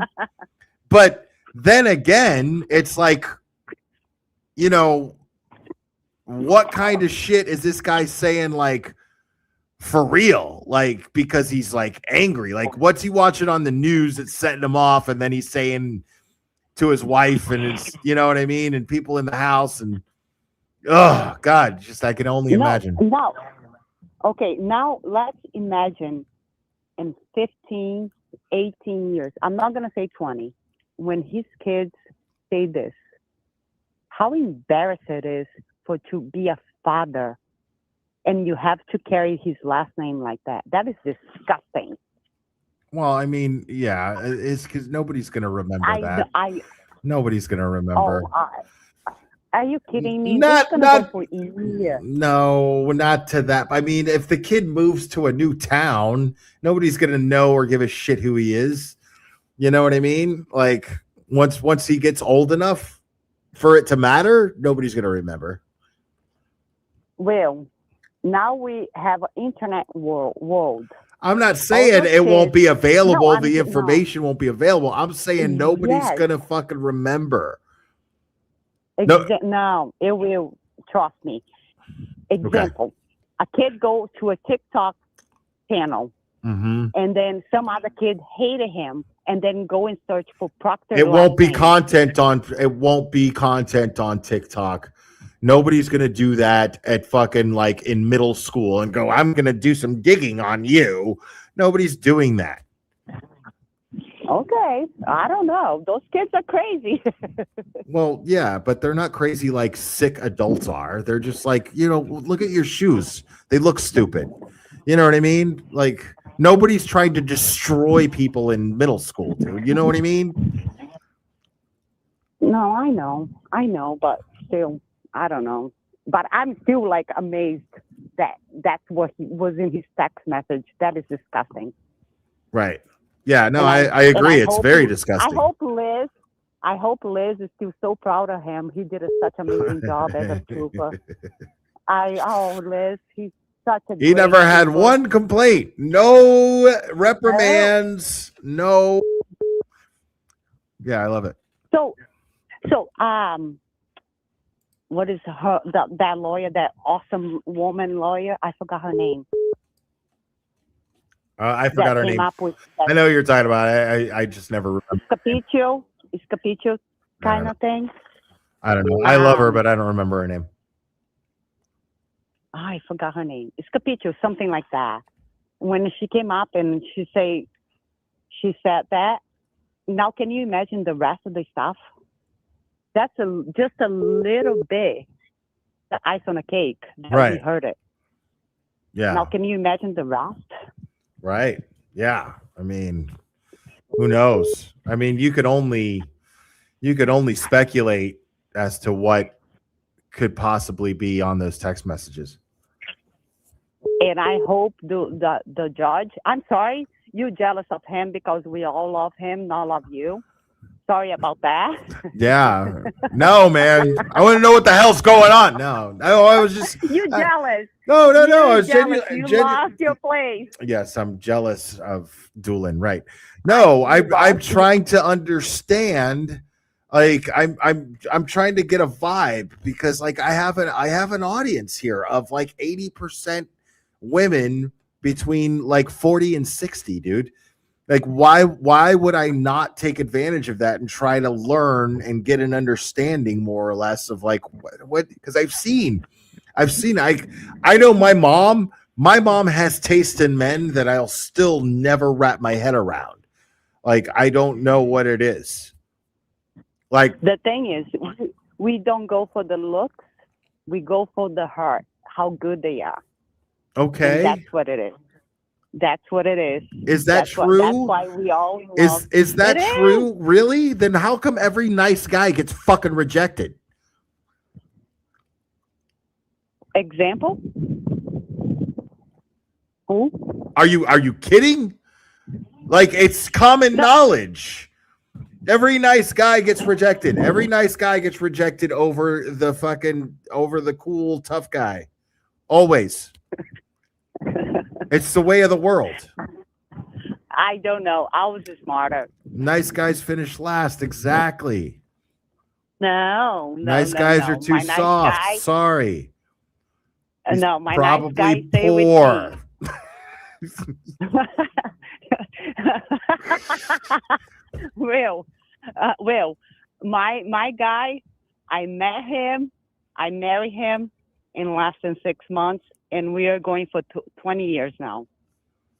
And nice guys are never nice. You know, that's what I think it is too. I think like the guys that like the ones who come off nice are really the dickheads behind the scenes. You know what I mean? And the ones who are abrasive generally are really like the softies, like behind closed doors. You know what I mean? I don't know. We see. Nice guys. I picked the nice guys get cheated on. Totally nice guys get cheated on. Depends if they know how to do 69. Wow. Okay. 69 what?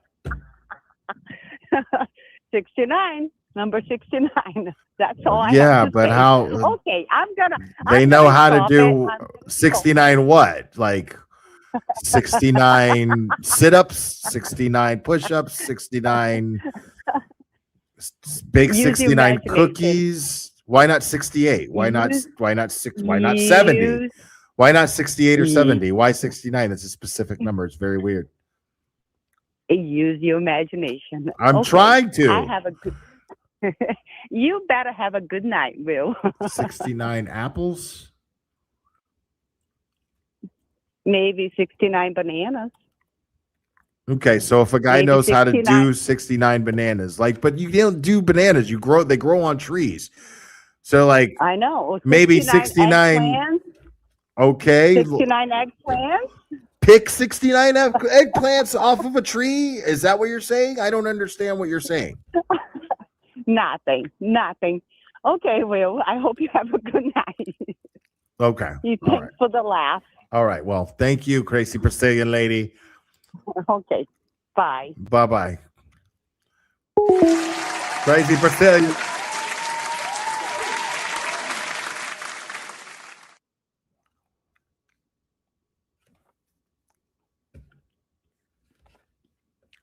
All right. I'll take one more caller.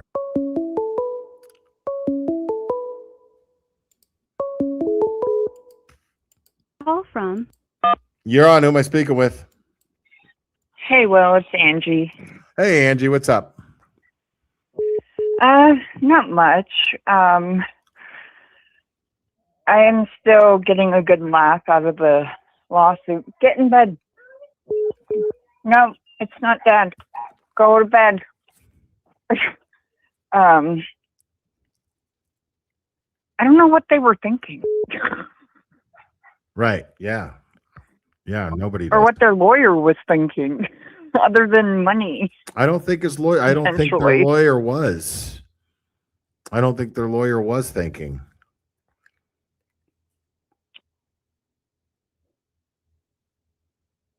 All right. Well, Either that or sorry. I was lighting a cigarette. Sorry. Either that or their lawyer is very, very unfamiliar with the actual case that's what and the coverage of it. That's what I mean by Yeah. the lawyer not thinking. Right. Yeah. Yeah. So, but I don't know if you, well, obviously you haven't because you've been live, but check out Sparkly's interview with Aiden because it was fantastic. Oh, the sparkly yeah, I even set a reminder for that, but I forgot that when I set the live, I forgot all about that.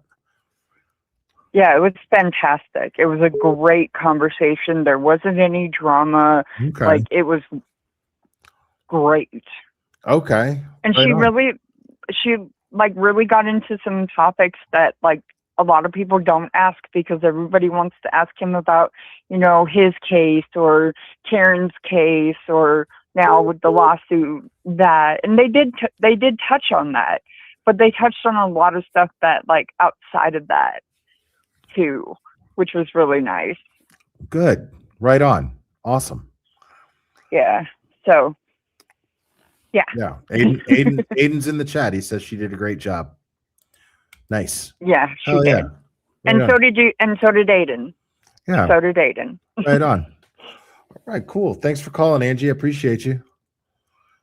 Yeah, no problem. All right. Talk to you later. Bye-bye. All right, I got time for one more call. We'll take one more. One more call.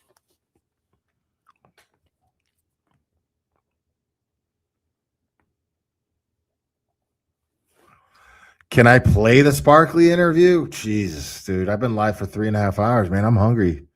Trying to eat. I still got to go to the gym and do legs, bro. It's leg day. Can't skip leg day.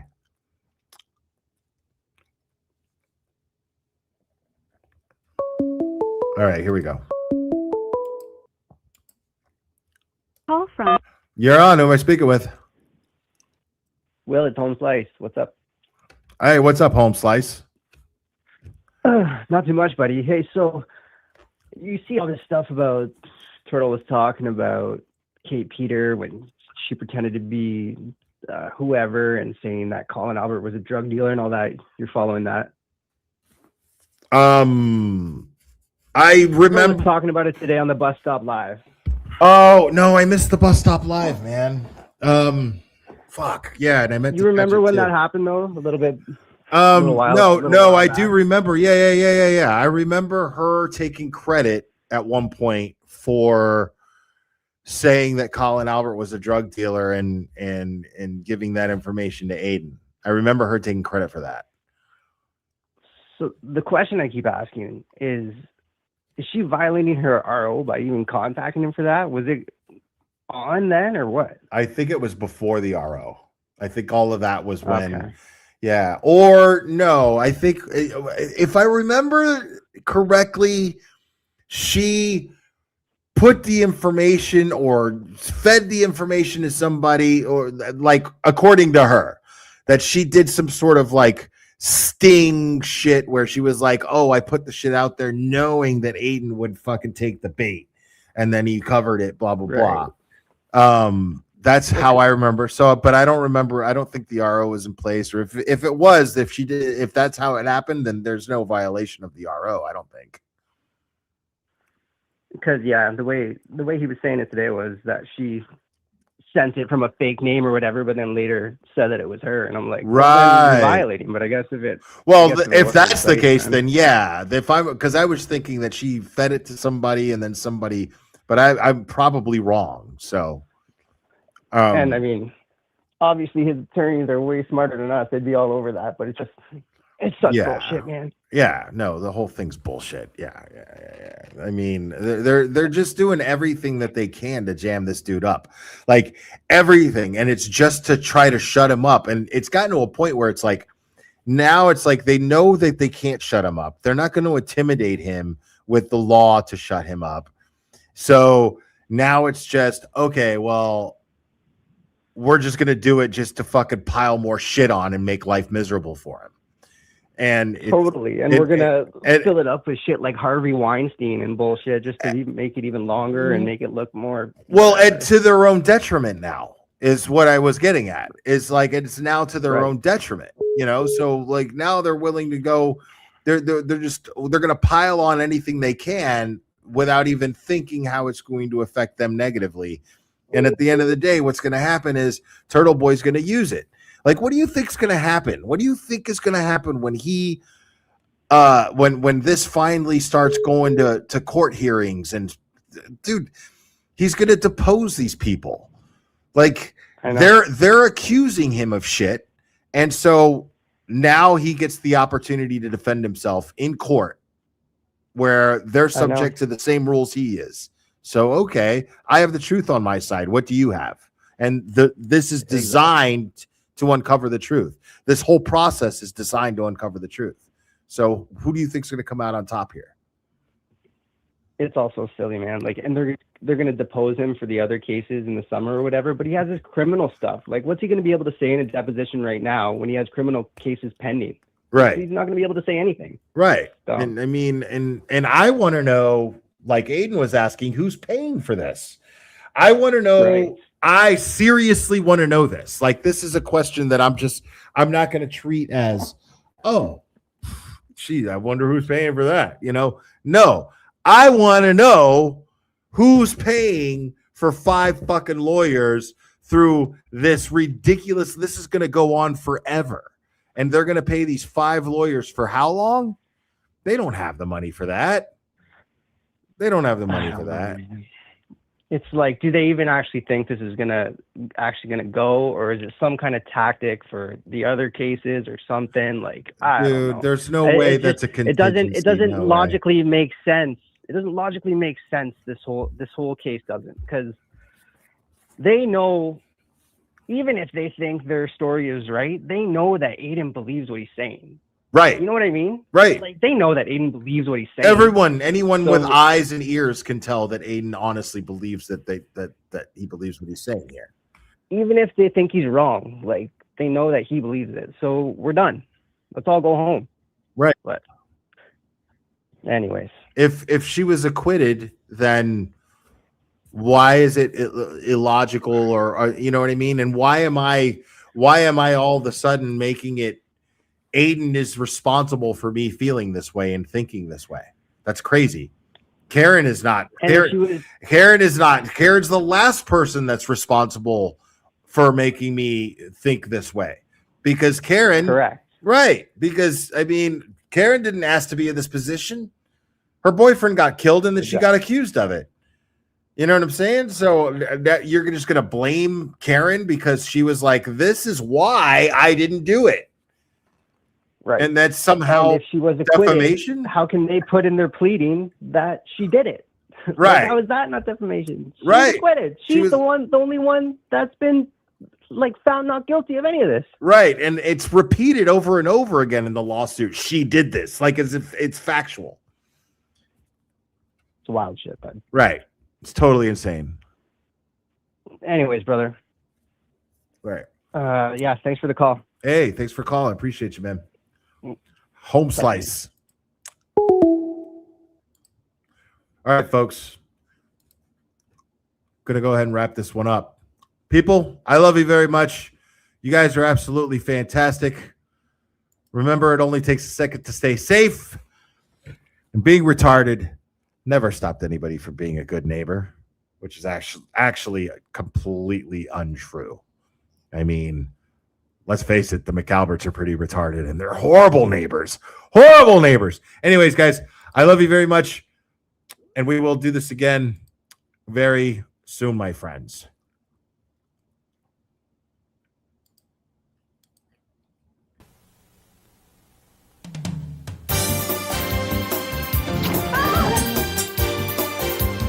Watch out!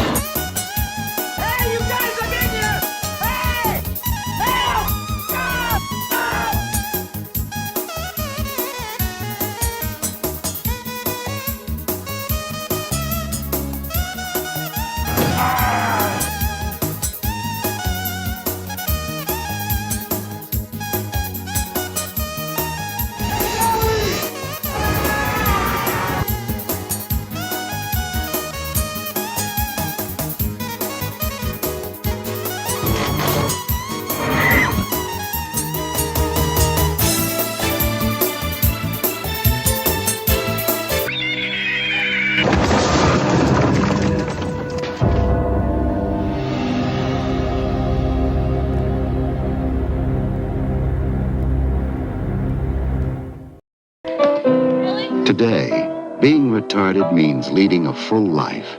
Retarded people go to work or school, just like their neighbors, and come back to a real home. A supervised home, right in the neighborhood, where they belong. Being retarded never stopped anyone from being a good neighbor.